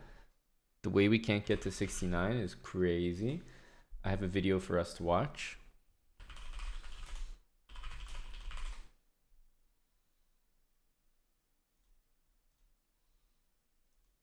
This video is just hilarious to me. I've complained already about field. Okay, so I literally am not going to make you watch the whole thing, but look, like it just goes and goes and goes. They all do the same thing. Every single one of them. Like, if he shoots this thing, can he not score? It's a big net.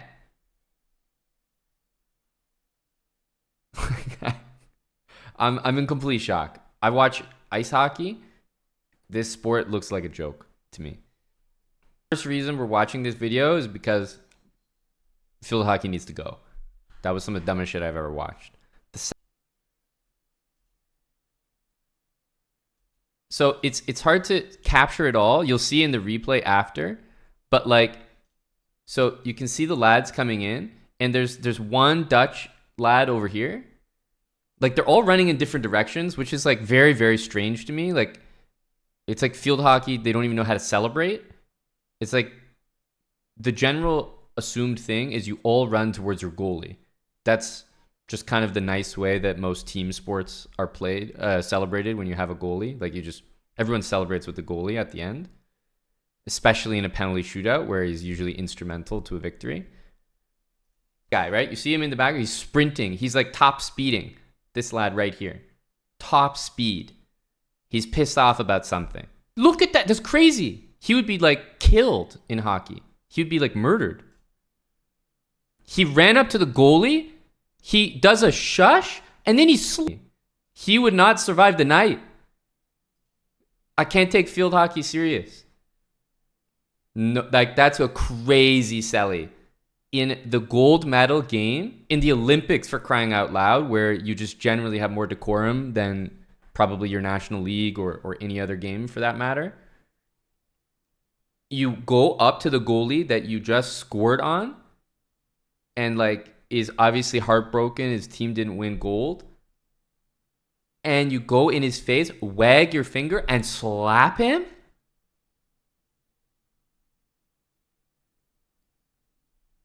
There should have been an all-out brawl. I can't believe the goalie didn't get up and just like slap him in the face with his stick or something. I'm in shock. So the German guy running over and starting a fight is the bare minimum. Like, entirely justified. But bare minimum. There should have been more action.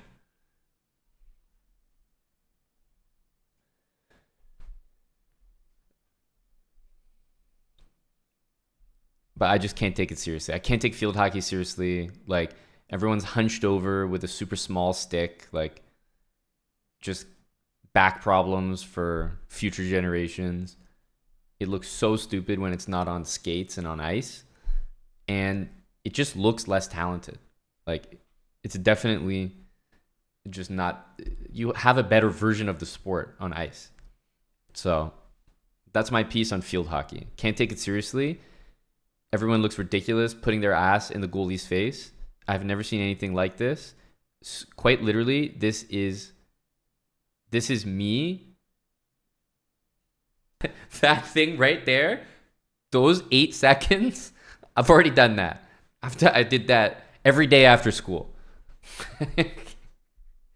Just insane to me that this is in the fucking Olympics.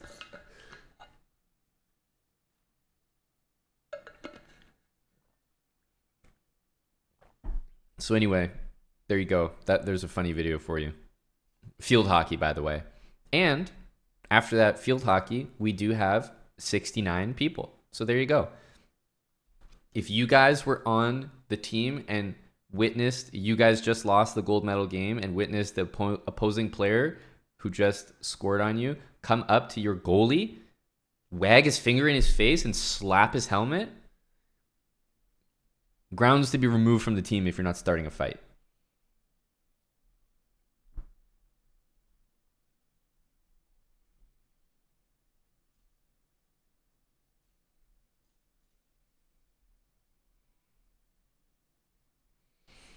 Sadly, I need to withdraw from marbles, jumping on a work call. Well, jail balls, that's just the beautiful thing about marbles, isn't it? There is no withdrawing. We've got you locked in. Play Halo, thanks for the 13 months. Boner, pull another gifted sub to Nordic Cucumber. All right, here we go.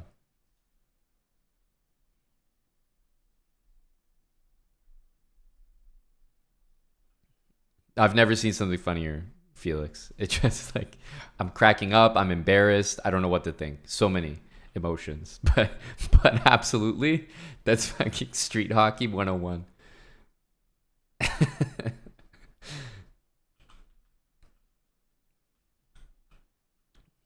All right, who do we have here up front? I saw Q-Corn, the late joining Bagels, also getting a great start. Same with Nordic Cucumber.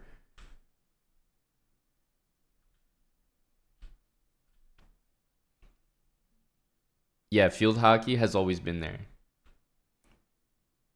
Voodoos as well. Stu Bakesma. There's Dave. And at the back, it's currently Sphinxy.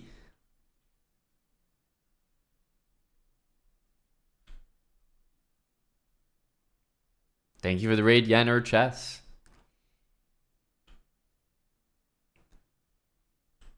Okay, Stu at the front. Find Brian at the back there.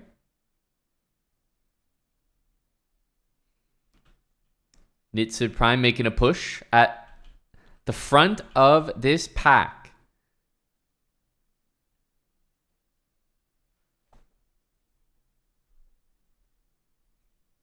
Go Stu. Now, people will start to catch up a little bit right here. And it is quite a long track. But generally, if you're out in front and if you happen to get the middle, then you're in good shape. So we'll see what happens here. Stu is really slowing down. Will he get the middle? Oh, he just missed it. Wild Hack's gunning for the middle, but I think he'll get pushed to the side. He sneaks in the middle. Yes, he does. Pignu and Venus Chess. Oh, just Venus Chess. So I think currently Venus Chess has the best position. At the back. Wait a minute. Airbus driver? Oh my goodness. ABD. He's trying to secure his spot at the back. Trying to guarantee it.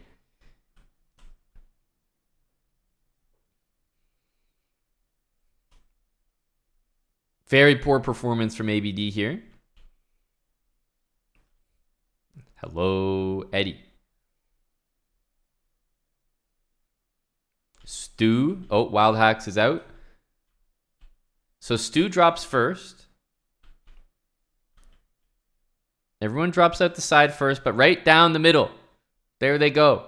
Ahead of steam. Stu Bakesma around the front there. Venus Chess, Paul JB.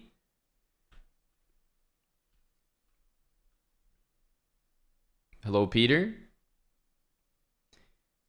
Good old Tash. Venus Chess. Looks like, oh, it's so neck and neck, but I think Tash has the first shot. It's so close, but I think Tash is just ahead. Just ahead. Like, so barely. 100-meter photo finish. ABD really at the back here. The DNF line is going to start to make an appearance in this race. I wonder if it will affect things. I actually think ABD still might complete this, but it's going to be close. ABD might be too far behind here. Oh, never mind. ABD is still going up and down. I thought he was going straight away. No, ABD is getting eaten. Rap Frank, Old Milwaukee. At the back is currently Old Milwaukee, but there could be some misses here. Ministry of Repairs in. Washed Adult in. I think everyone in. Oh, Brian. I think it might be Brian. ABD got eaten up. We're going to have to verify here.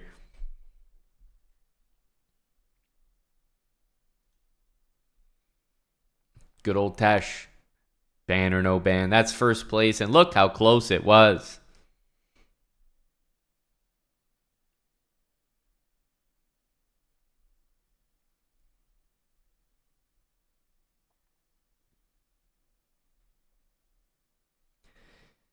Ooh. Brian and Old Milwaukee. Look at the finishing times there. So Close, but it is Old Milwaukee in last. Old Milwaukee 414. Super close. Ban or no ban, Tesh?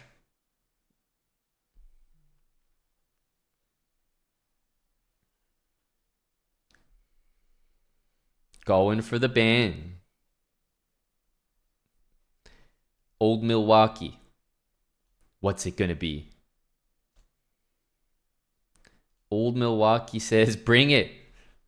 All right, Tesh and Old Milwaukee. I think this is going to be a great match here. I'm going to need the 2 usernames in chat and, of course, chess.com/play/online.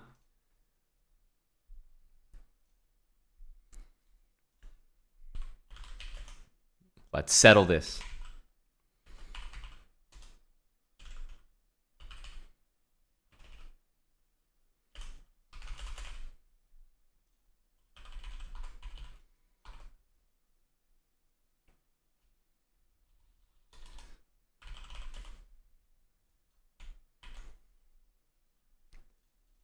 All right, good luck, gentlemen.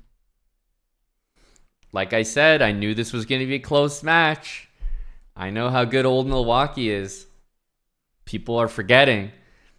It's 2031 against 2027, folks.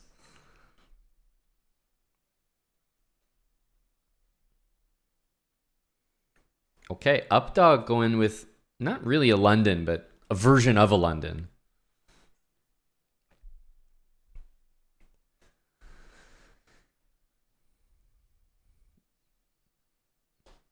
This is a ban match. White is going for the ban here. H3, okay, not bad. Ooh, E takes D4 here is very nice. If you're a fan of bans, then you're cheering for Updog.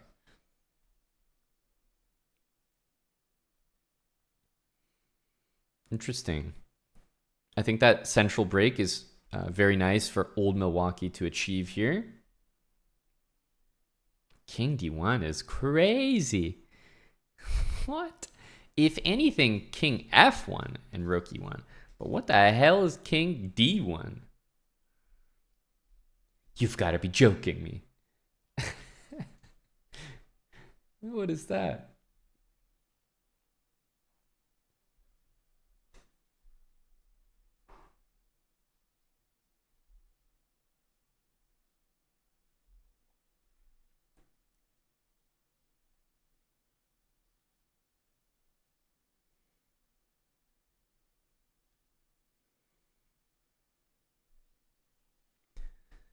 Updog is strong, but don't sleep on Old Milwaukee. He can get it done.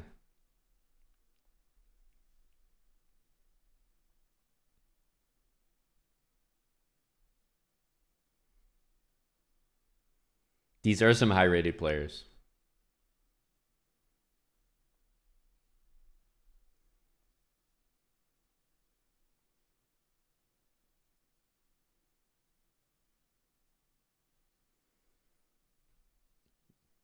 I feel like I've mainly seen Updog at 1900 to 2100 in that range. But he plays some UTTs, so definitely maybe not the most representative rating. Nice move F3 there. Just abnormal. What's this rook doing here? Why is black not completing development, you know? So he kind of caught him there.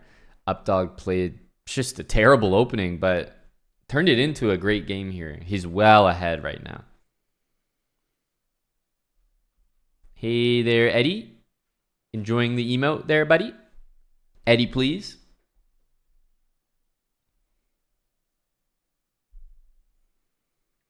How's the time? Also looks great for Updog. This could be a ban on Old Milwaukee, and this is a heavy ban as well. The big boy ban.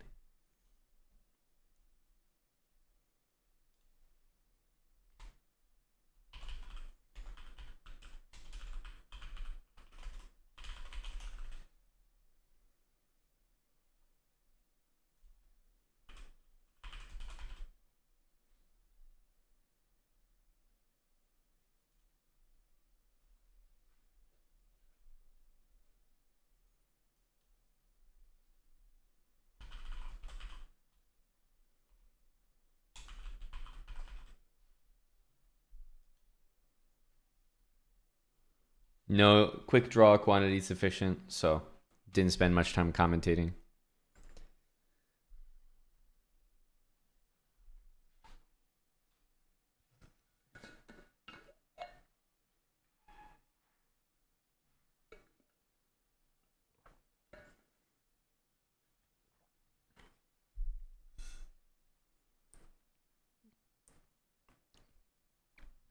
It should be just conversion time here for Updog. He's doing a good job.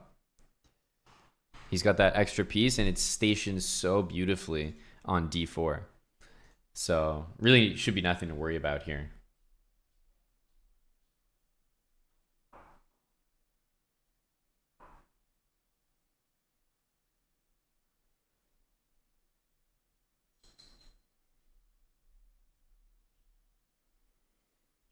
Okay, d5 does hang here, but I was expecting bishop e8. Okay, white's definitely making it challenging here. No need for all this trickery, but he is fine if he keeps finding a few moves here. Here, maybe.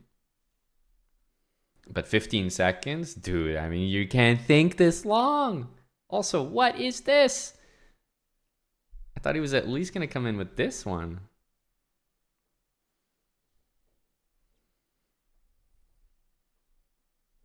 Queen d6 is a very, very good move. I think all black needed to do here was bring the king back, or at least to the h file.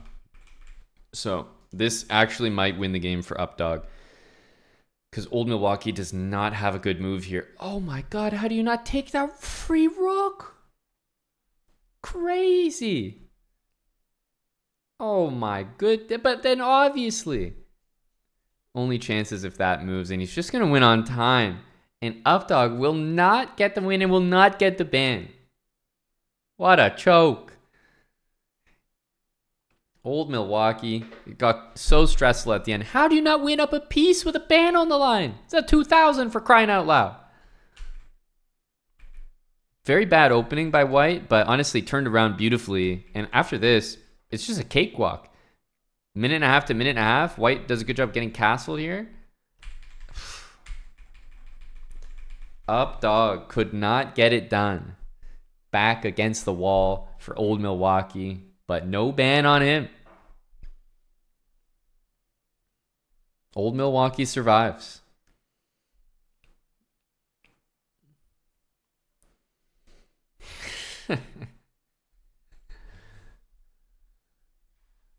All right. I see what it is. You just want to hump back into the next one, huh? Uh-oh, how did we get this garbage track? See, this is what you get. Good old Tesh.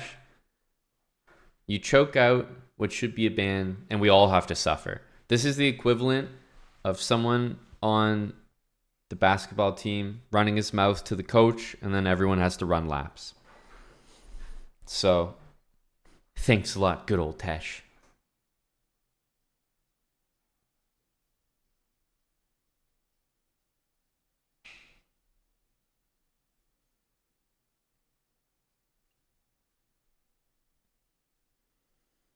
This is the field hockey enjoyer track. Yeah, this track does scream field hockey to me. I see what you're referencing there, Nitsid Prime.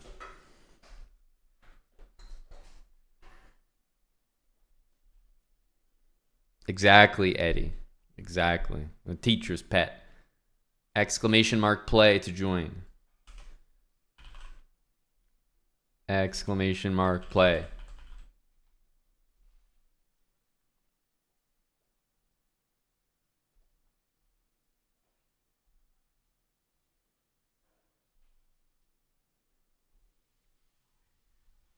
Thank you, Jason, for the resub. Yaha928. Tier 3 resub, 64 months. It's the chess resub. Ha ha ha.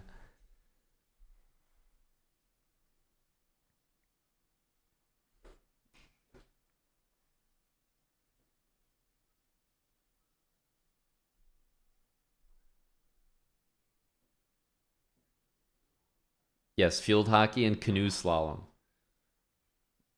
Two similar guys.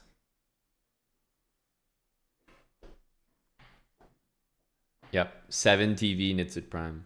It's worth it just for that one. Truly.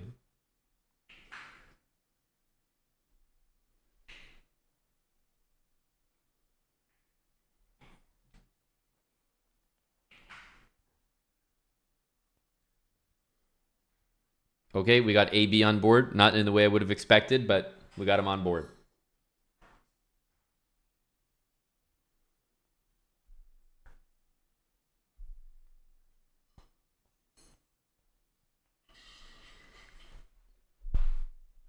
Hickey Nepo is soon, in like an hour and a half. I'm looking forward to that.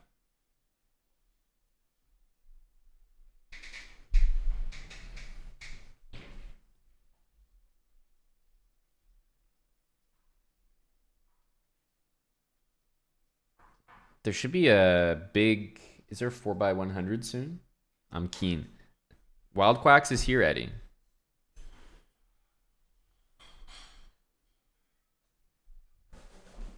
We're at 52 people. You see? The energy has been sapped.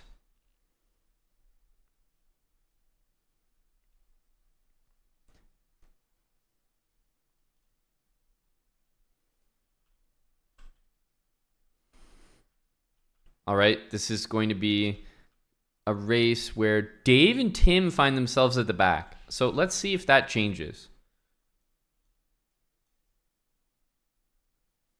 Venus Chess at the front. Ya928.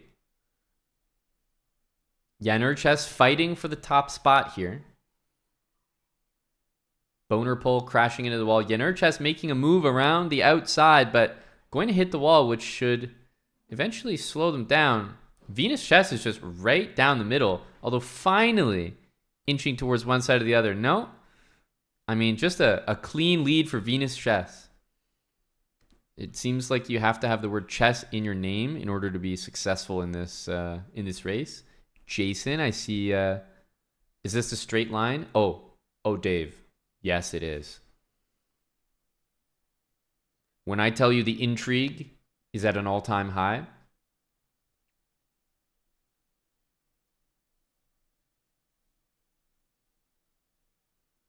who can go in a straight line the fastest? If everyone is going at the same speed and the speed never changes, and wow, I'm in shock. The person at the front of the race won the race, and the person at the back of the race finished in the back of the race. Venus Chess first place, ban or no ban, as we scroll down to learn and reveal the truth that none other than our dear friend Tim is at the back. That was our brutally boring marbles race. Hopefully we can do a little bit better for the raid that we just got. I don't know if people in this raid are familiar with the marbles we run here, but thank you, Anna Cramling. 900 people. I was doing some commentary. ERIC is playing an over-the-board tournament. So I was doing some commentary.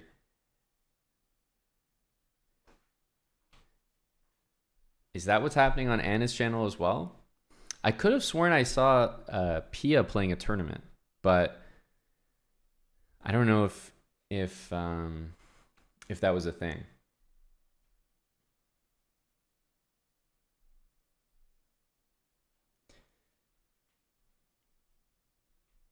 Tim says he's on a trackpad and will lay down the shield, of course.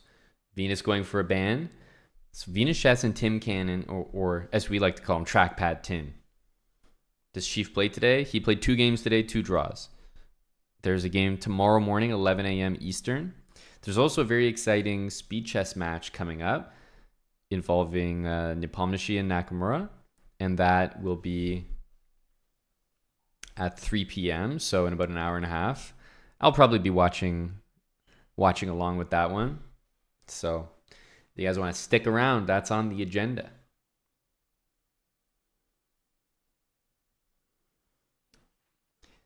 The record has noted that Tim has laid down his shield.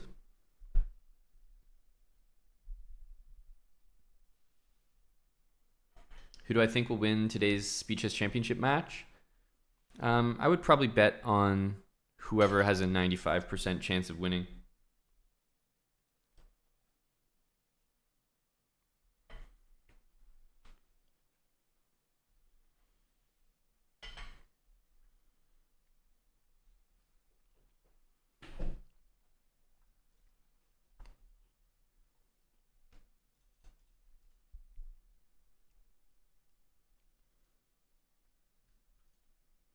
Yeah, come on, Tim. What are you, a field hockey player?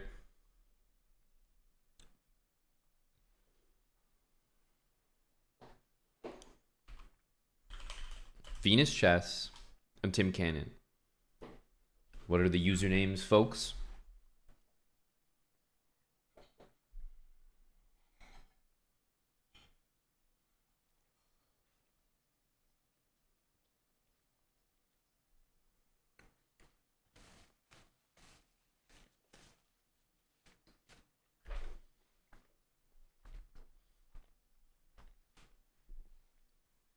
Can you ask for black? Of course.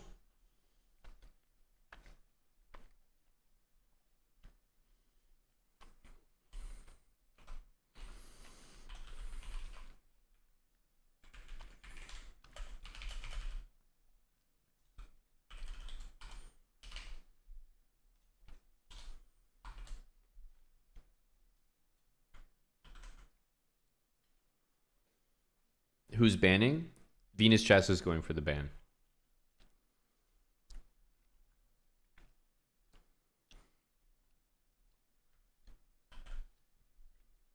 What's Venus Chess's username? Was there an underscore?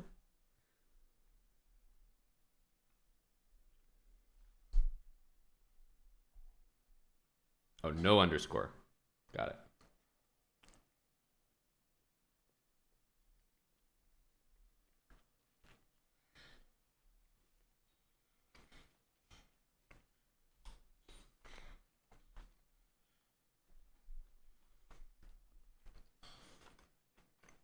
You can ask for black. Doesn't mean you get it.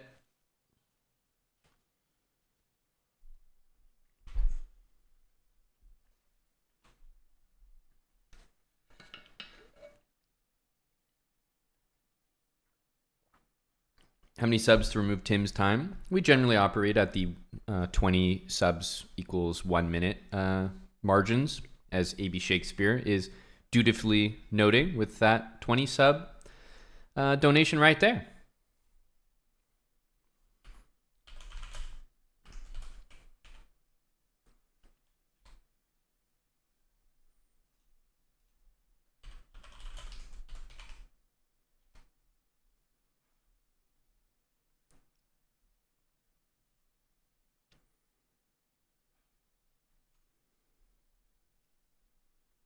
Okay, that's a minute down on T-Dog here.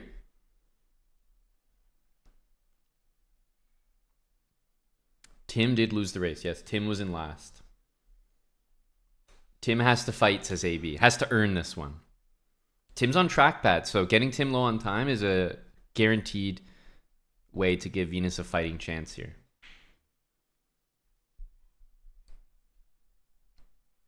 Yep, Tim got stripped down by a minute here.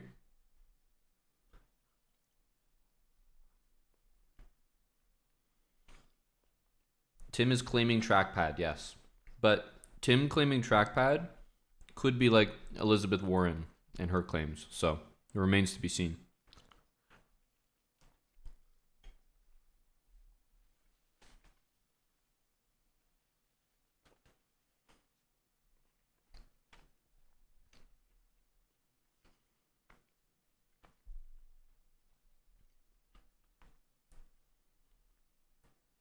Queen back to b6.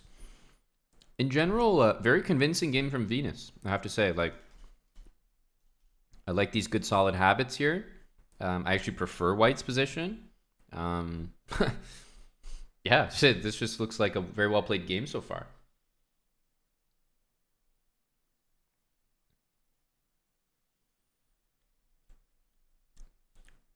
The women's 4x100 is about to be run, and it's pouring rain.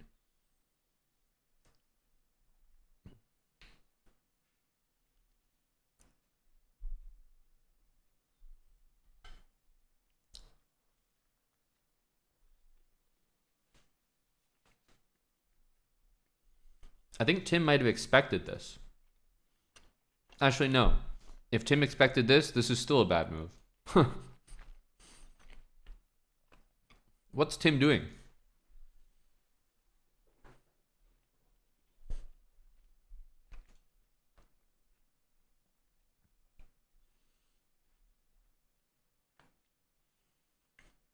Maybe it is raining today, Peter. You know,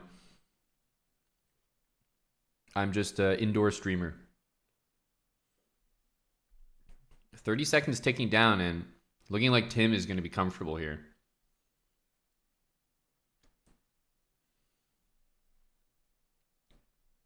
I don't think anyone in this game realized that that knight was hanging. It took a while, you know?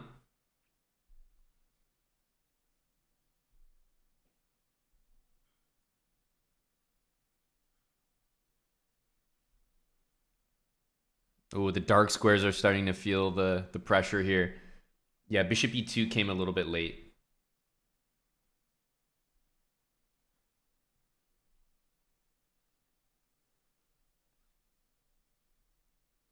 And the time is ticking down, sadly.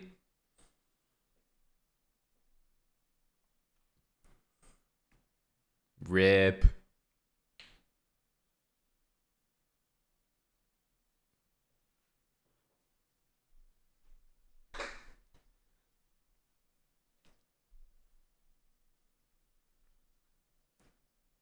Venus did not get the dub, despite some assistance.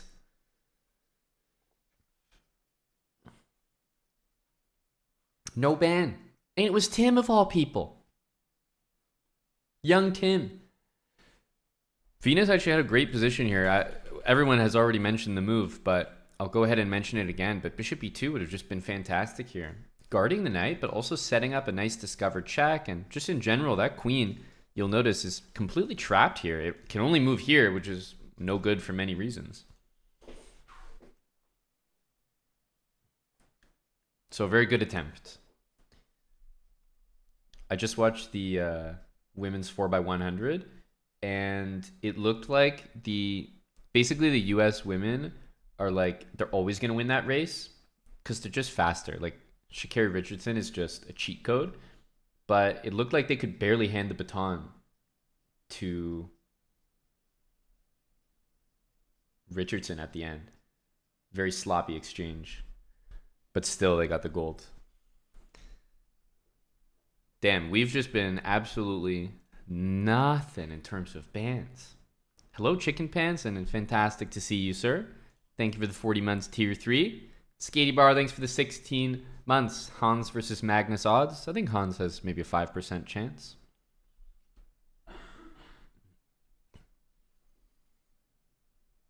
Exclamation mark play.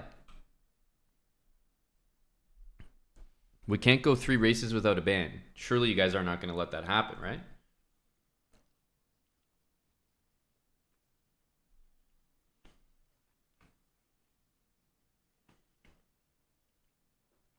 Chicken Pants is in.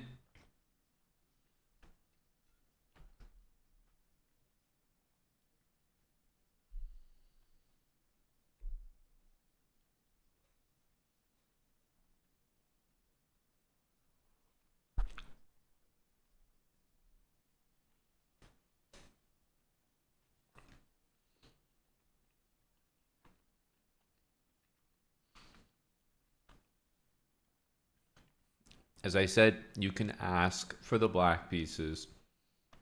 You're more than welcome to. That's what I said before the match, and I stand by that.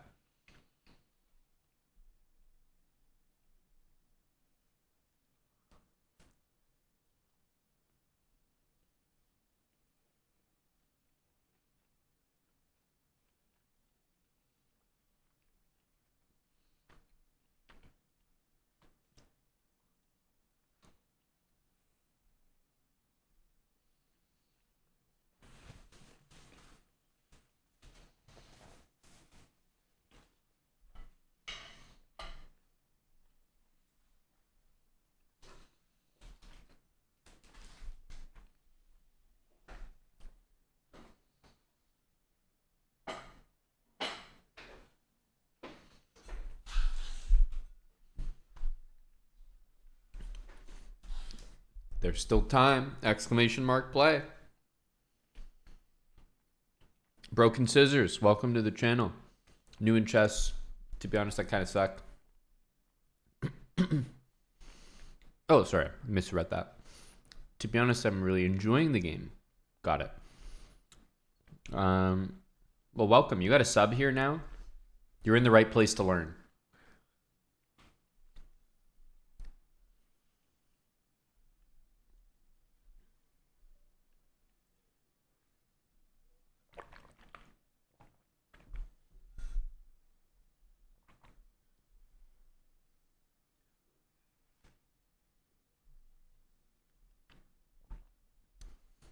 All right, last chance to join. Exclamation mark play.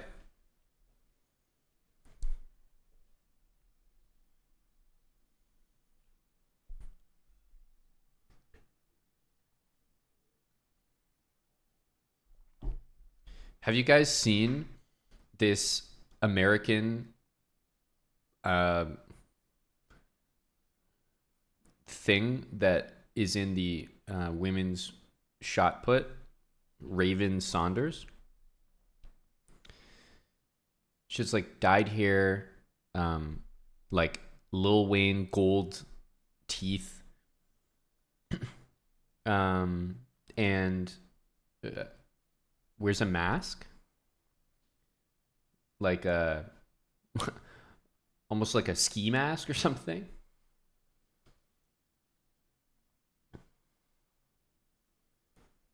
Unit for sure. Unit for sure. I thought there was an interesting moment where the commentator said that she was like competing, and then the other commentator said, "No, actually, they're non-binary."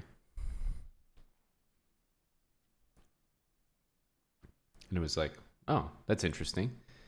She's in the women's shot put." Seemed reasonable to say that she was competing in the women's shot put. Nope. Right when you thought you were safe.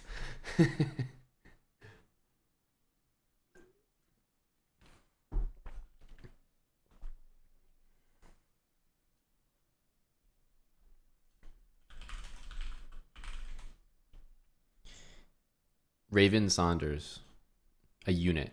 Like, literally, what is this? Looks like an edit.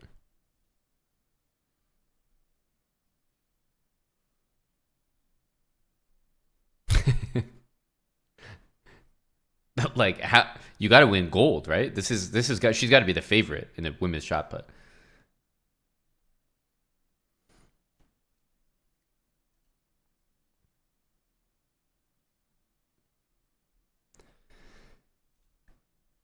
Literally, like, Bane.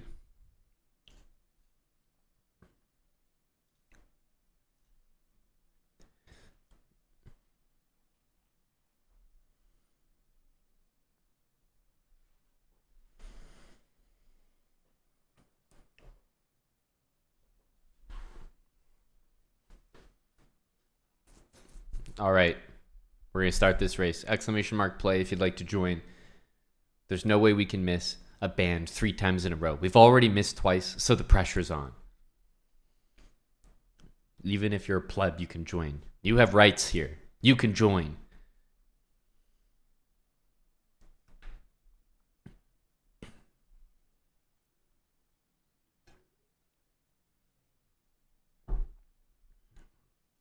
Oh, Tim has joined. Another opportunity to ban Tim.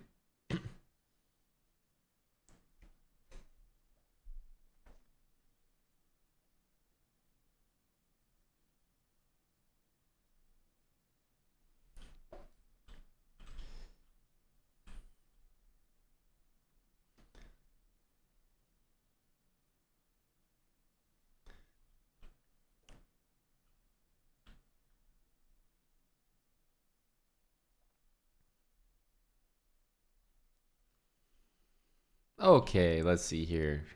Who's dropping first? Is that Dave I see? Great drop from Dave. Eddie as well. Bam Deezy, Sleazy. Just a lot of veterans here. Dave out to a flying start, but The plebs are actually showing the way here. Eddie is following the plebs. Smart man, right down the middle. But the guys on the outside are going to have the opportunity.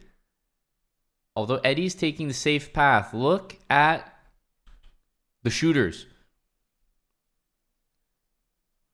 That's pretty good, but some people can actually do even better than that. Let's see if they're like Dark Bone. Ooh, see that? He was trying to skip everything. Kind of young Dave. Doing well in front. Oh, Q-Corn tried it as well. Captain Cooter Slayer.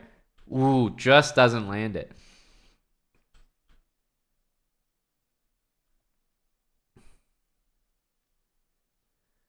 It's looking like Dave's race here. Go, Dave.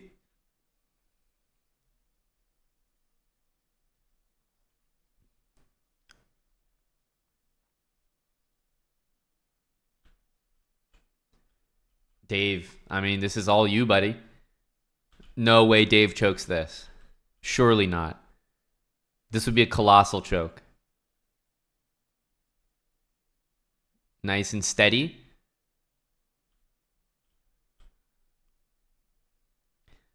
Go, Dave. Dave gets it done. First dub for kind of young Dave. Paul JB at risk here.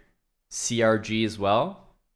But I think Parka Chan, because there's no way that DNF line is in time. Good luck there, Parka. You're going to need it here. DNF line is coming, but there's no way that's in time. Can Parka get the DNF of a lifetime? I don't think so.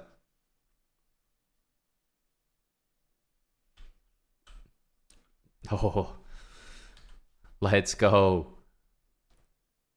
Dave says looking for representation on the ban. Dave is looking to outsource, looking to guarantee.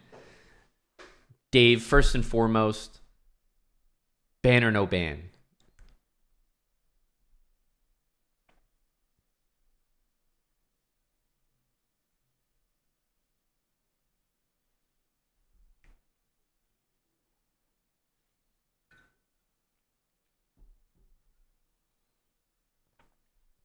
Ban.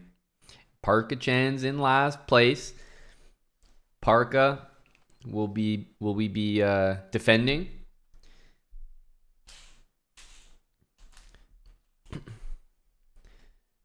Wild Hacks is willing to play for 2 subs. Nitsid Prime 5 subs.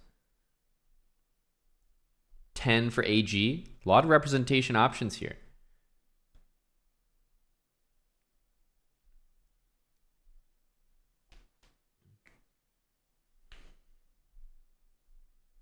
We need AG, says Dave. Damn. Okay. Dave really went to the top shelf, you know? Dave went up there and grabbed the good stuff. He said, you know what? We're celebrating. Get the nice bottle out.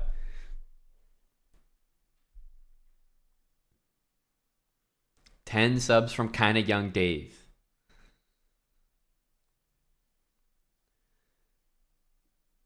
Well, we know AG's username. Where is Parka Chan?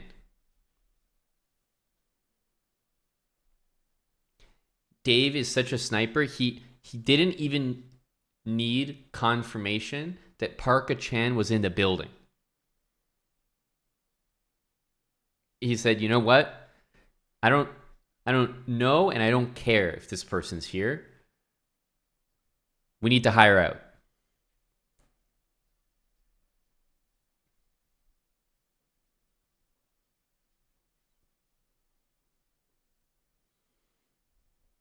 Goes by price, Wild Hacks.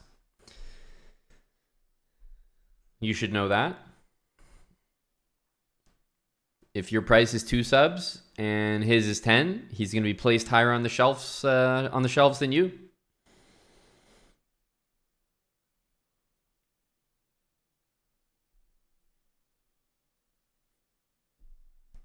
Parka Chan, mod check.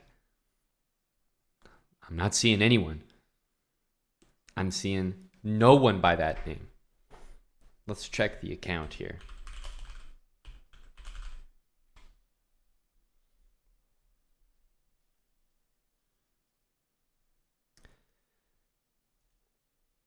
Parka Chan. Did they just get a gifted sub by any chance?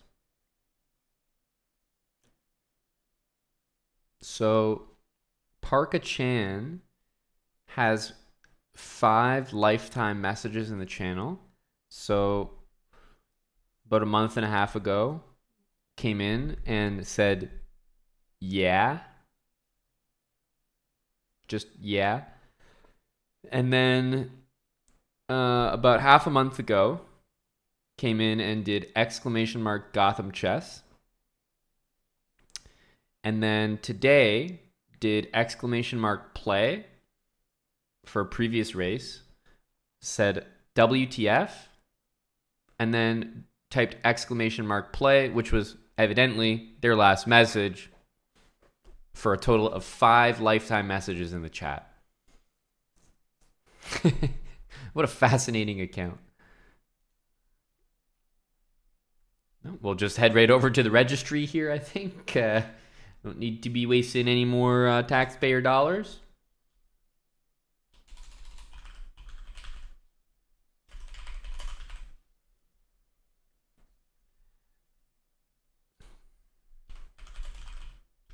Okay, that is going to be a Parka Chan ban. Interesting, interesting. A ban is a ban. You know, Dave, those 10 weren't even needed. We may have to roll them over. You got the ban anyway, though, and naturally that will be credited to your account.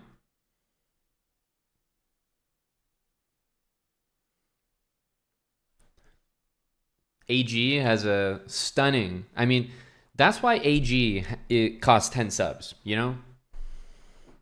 There's a reason why you pay top dollar for top shelf representation.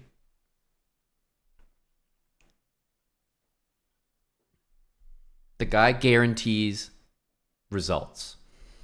Stratocaster, thanks for the 10 months. Thunderdazzle, thanks for the 39 months. We got to go again. Exclamation mark play.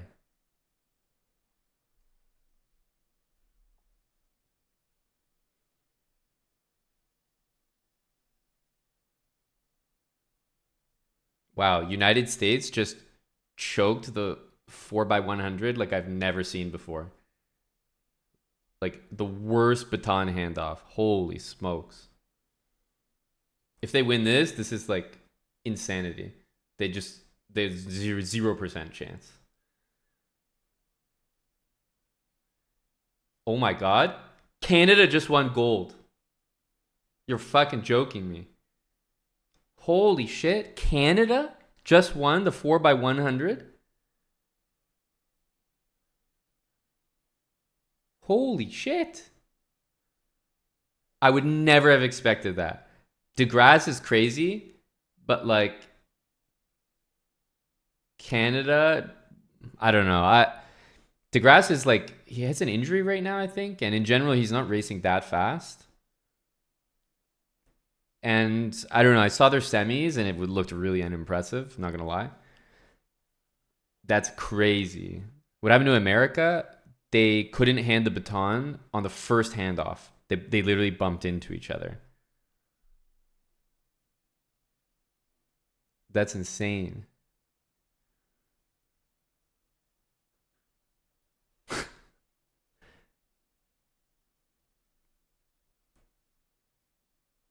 Wow. Wow.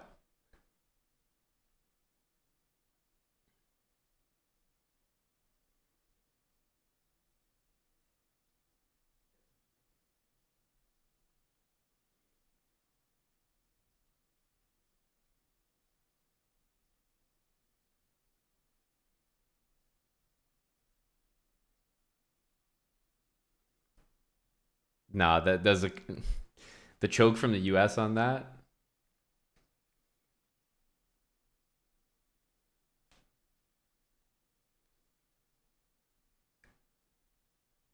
Canada just had a perfect race. Did Noah run? No, I don't think he's on the 4x100.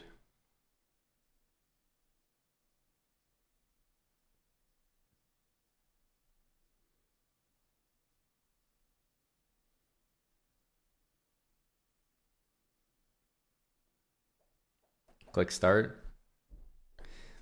Our goal is 69. We need more people.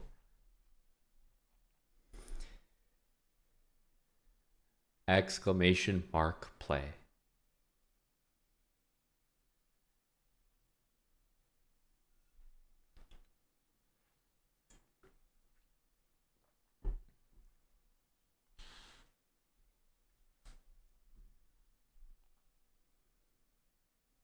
Yeah, I figured you'd like this tune, Dark Bone.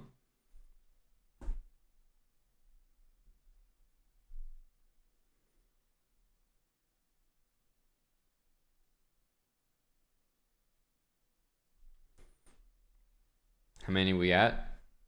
Just under 60. We need 10 more.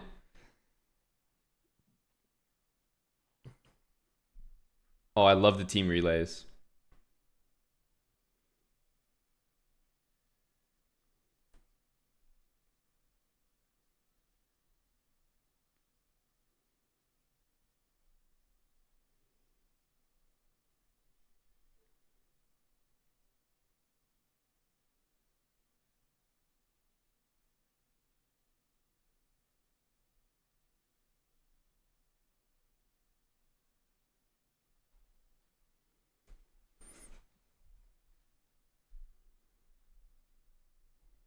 It seems that way, Tim. I saw he won one of the classical games, maybe the first one, but then it was never. I saw the other ones. They look convincing.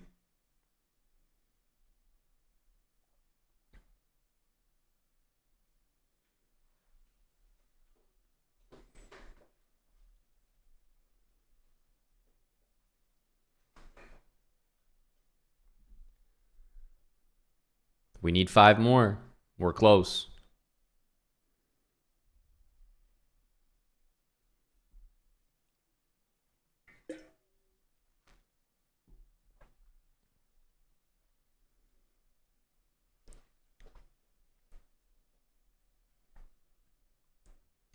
I still think that's so crazy. Canada gold in the 4x100. That's so impressive.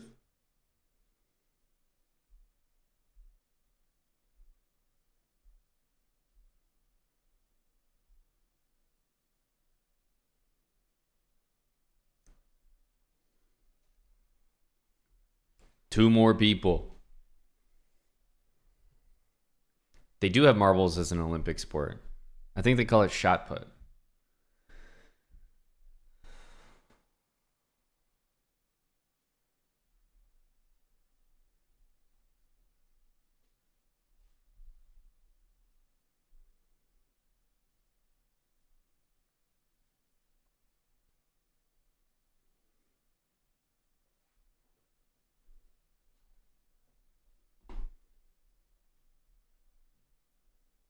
Yep, Eric played today. Here we go. All draws today.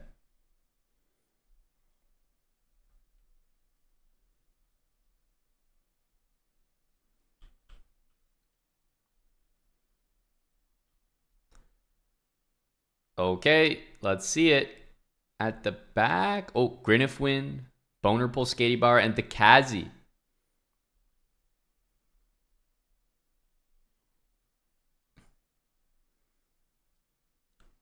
Oh. Oh. It's this track. It doesn't really matter who's at the front. It matters who hits the bullseye. Right here. Maybe we can put ourselves on the bullseye. Yeah, whoever hits us square in the face.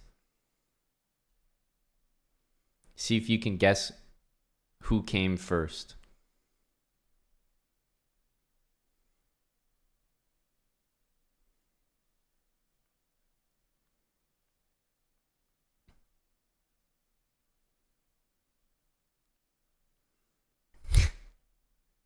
This is actually very difficult. I have no idea. I could never, like without looking at the leaderboard, I could never have answered that properly. Bagels for Brekkie comes in first.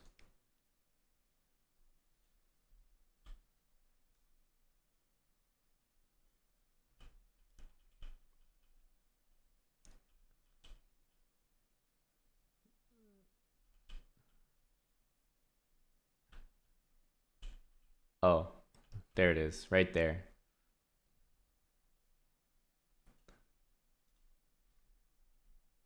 Bagels for Brekkie, ban or no ban? Hello, Nicola. Nice to see you competing with the rest of us here. And we have a very, very special announcement to make.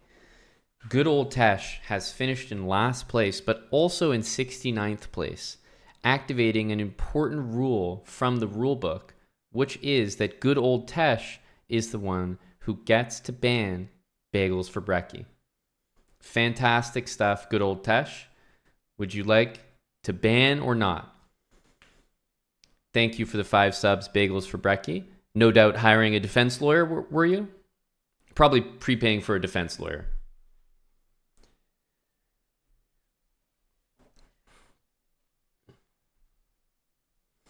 Good old Tesh has activated a very unique rule. You don't see this very often. 69th place was also last place.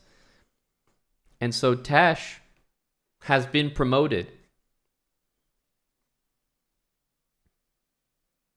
Darkbone says that he's willing to help.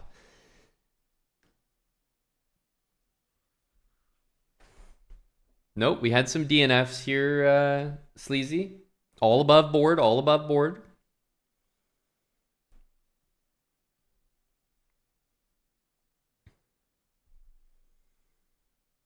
So do we have Darkbone representing Bagels here? Good old Tesh has been involved in quite a few potential bans. However, he's quite notably missed one. Failed to achieve one. Is it Sleazy? Darkbone, sure, says Bagels. Okay. Force a Draw says, I can beat Darkbone. Oh, maybe Tesh will hire Force a Draw just to ensure things, just to lock it up.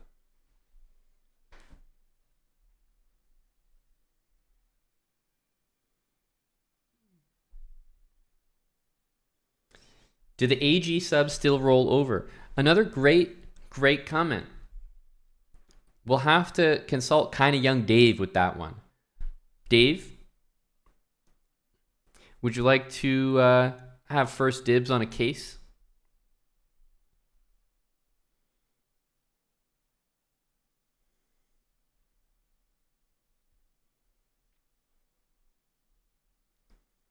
AG available to Bagels if she wants. Okay. We await confirmation from Bagels.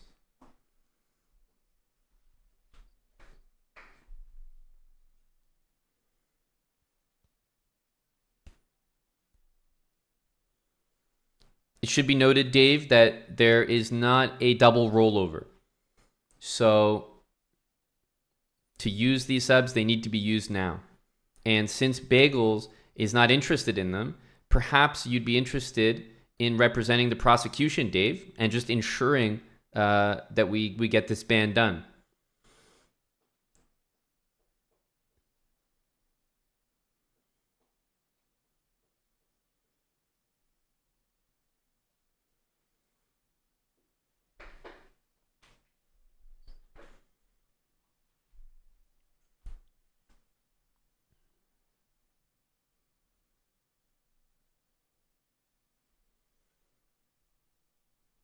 If Tesh wants AG, he's available. Interesting. Tesh, would you like to appoint AG, who's lower rated than you, in your corner? Have to check in. Shockingly, he's not interested.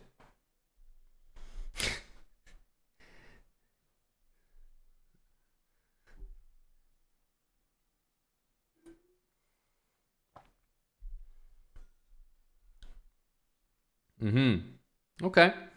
Well, it sounds like we have our decision. Tesh represents himself.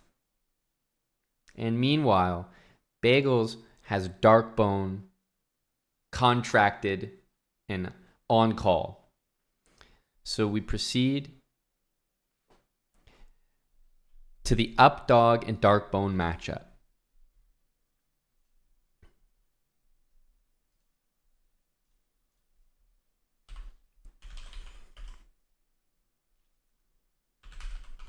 Dark bone and up dog. Chess.com/play/online.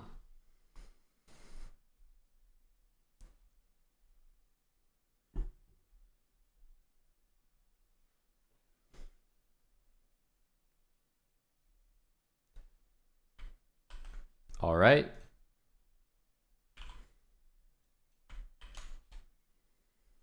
And obviously, since we don't want those subs to go to waste from Dave,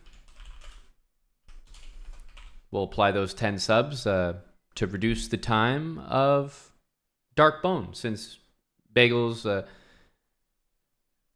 is representing herself.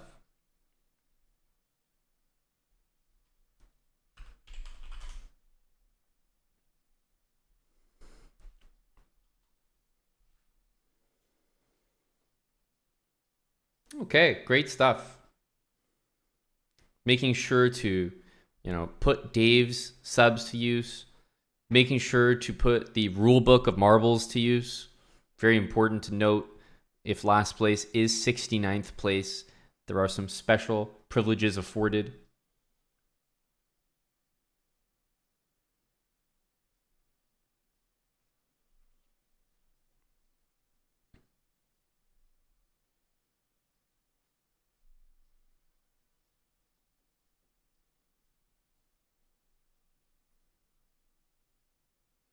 Bishop h3.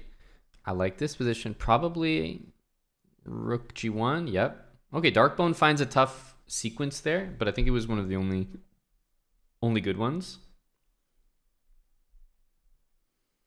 Yeah, I really like this position for Darkbone here. Black's bishop on g6 doing nothing.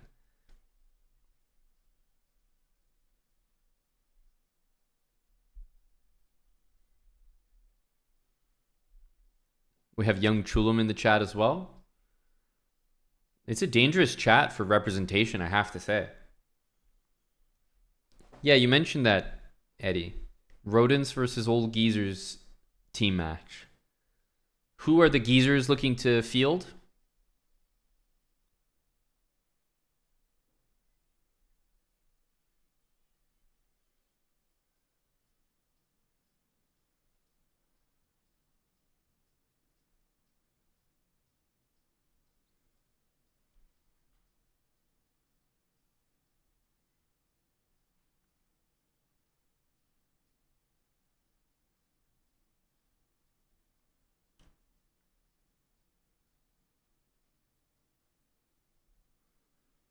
Take on g6? I don't think there's any need because, yeah, you're guaranteed to win this piece anyway, so I think that was the right way to do it.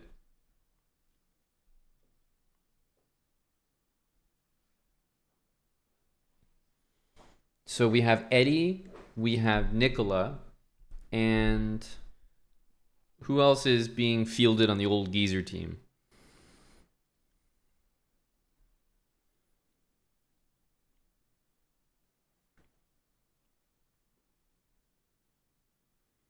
Some counterplay here for Updog.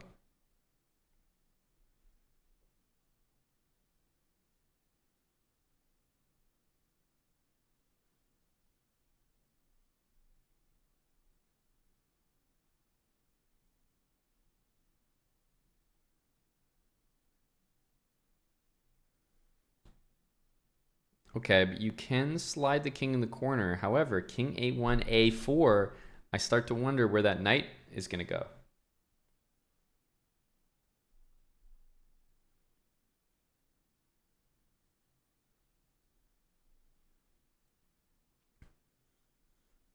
Eddie, it sounds like we'll have to put up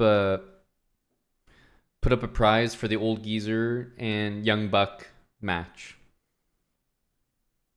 so that, you know, you still have some leftover cash after the sidewalk goes through.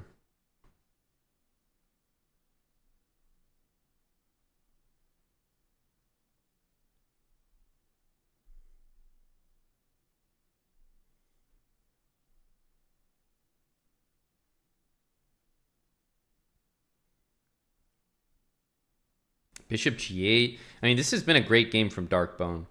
Really, really good stuff. It looks like potentially the Dave subs could be the difference maker here. Remarkable.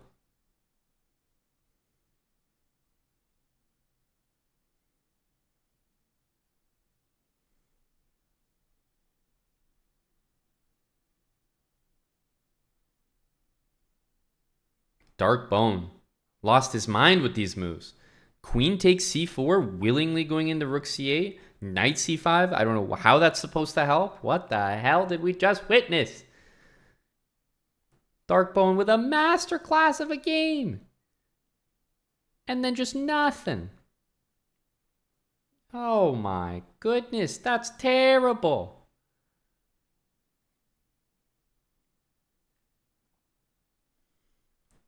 Darkbone had it the entire way. Bagels, is this what you call fair representation? Is this what you wanted? You're telling me you had the option of many a defender in chat, and you went with DB here.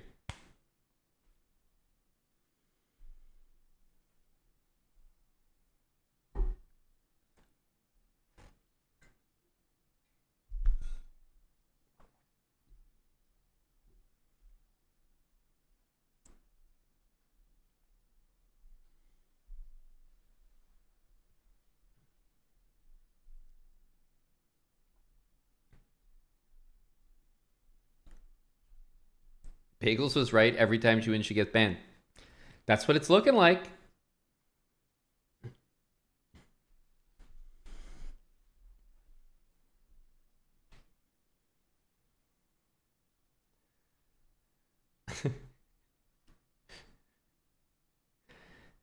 Well, it looked like a fantastic performance. Great representation. How does Updog always get it done? Updog must have a fantastic record overall. But how? That's what I'm wondering. How? The play does not seem to yield something good. Yet something good always happens.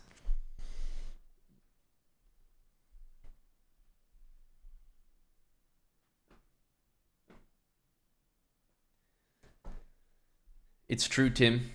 These are factual statements. Darkbone gets banned too? No, absolutely not. When a lawyer loses a case, does the lawyer go to jail? Absolutely not. It's the person that stood trial, Bagels for Brecky, who came in first place.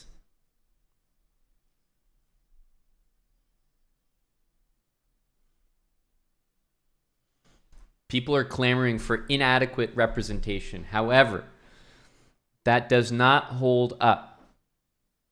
It does not hold up. We have seen some terrible representation before.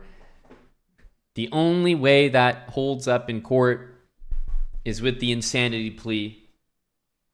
And that's only been done once in Marble's history. Now, Bagels for Brecky will be serving a ban that will certainly last a certain duration, but will only be experienced for a mere few minutes. As Tim has rightly pointed out, we are shortly heading to our Kick channel to hang out for the rest of the afternoon and soon to spectate the big SCC match between Nepo and Hick. Even though Nepo only has a 5% chance of winning, I still think there'll be some intrigue.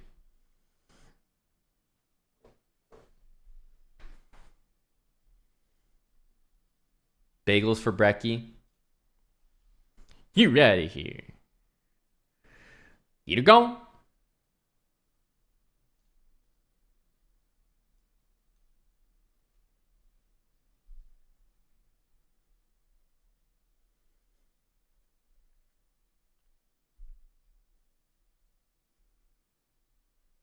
We need another Wild Hacks versus Eddie 5-0 band match.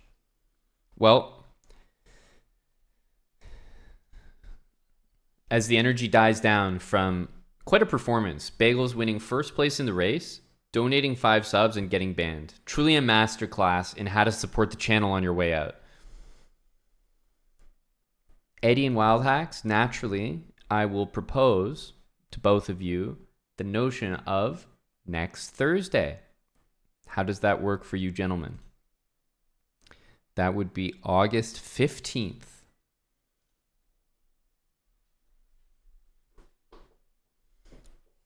Okay, Nicola, I'll match that. 200 total.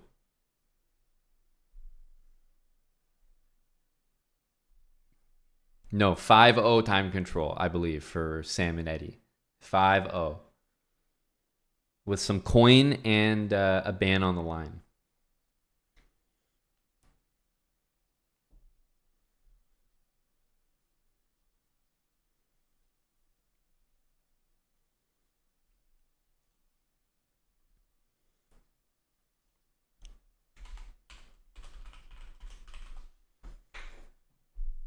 Does the same time work as your last match, Eddie?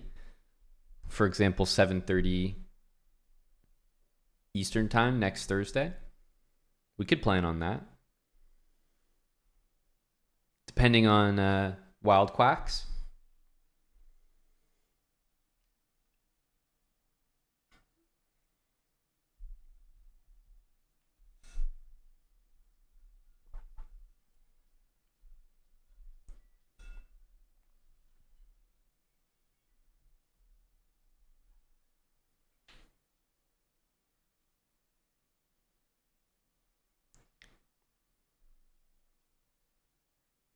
A great point, Nicola.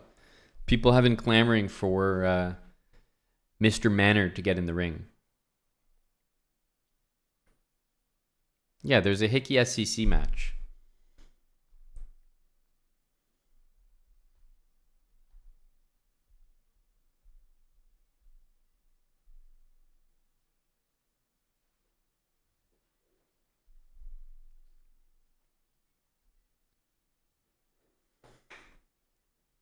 Hello, Bob.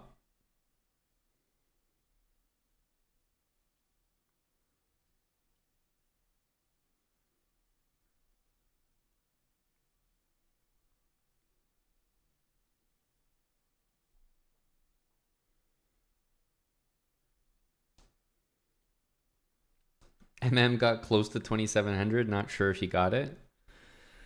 Manor Monkey hit 2,800, my friend.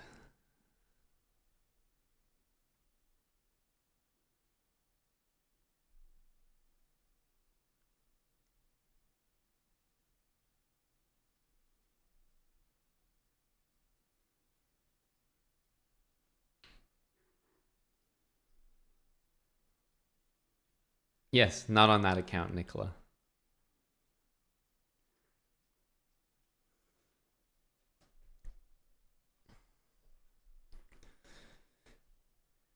Very impressive result.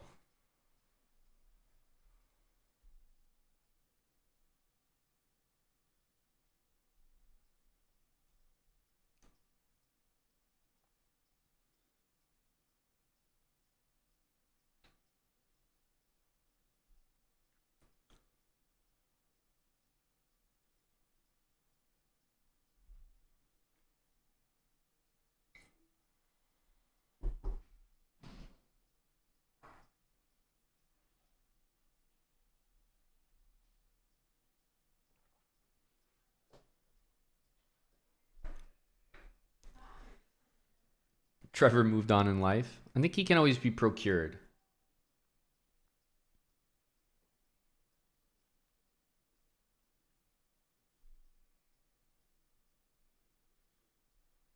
Yes, I would need some odds, Sleazy. I would need some odds.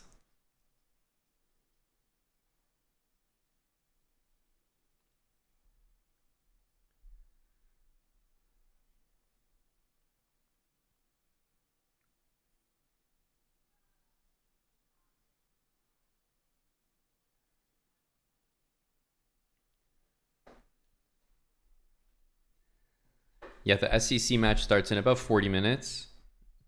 We are going to be moving to our kick channel now. If we can get some matches scheduled for next Thursday, that could be fun. Another fight night. But we don't have time for any matches today. At least I don't. Just going to chill and watch the SEC, I think. Might play a few games before then. But I also can't stream that long today. Probably just till like kind of like the end of the SEC match, because I'm teaching a group lesson class in the Chess Broad gym today. Yeah, maybe we can check the Anish and Hans games on Kick. That's what I'll do before the Hickey match. So that's my plan. Switching over to our Kick channel now. I will be on Twitch tomorrow at 11 a.m. for Eric's round 9 matchup. Okay, and he'll have the white pieces. In fact, yeah, he'll have the white pieces, and I would say it's kind of an important game to win. First shot, like a good chance at first place in the tournament.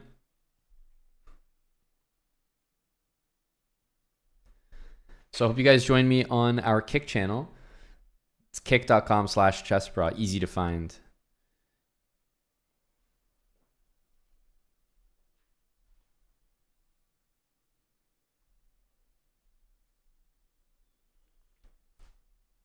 Did Eric win today? 2 draws. So ending the stream, and I'll see you guys on Kick. Let's check the Hans and Anish games. Maybe do today's Wordle, and then the SEC match will start. So I'll see you guys there. Thanks for joining for early commentary today, even though the game did not even last 5 minutes. But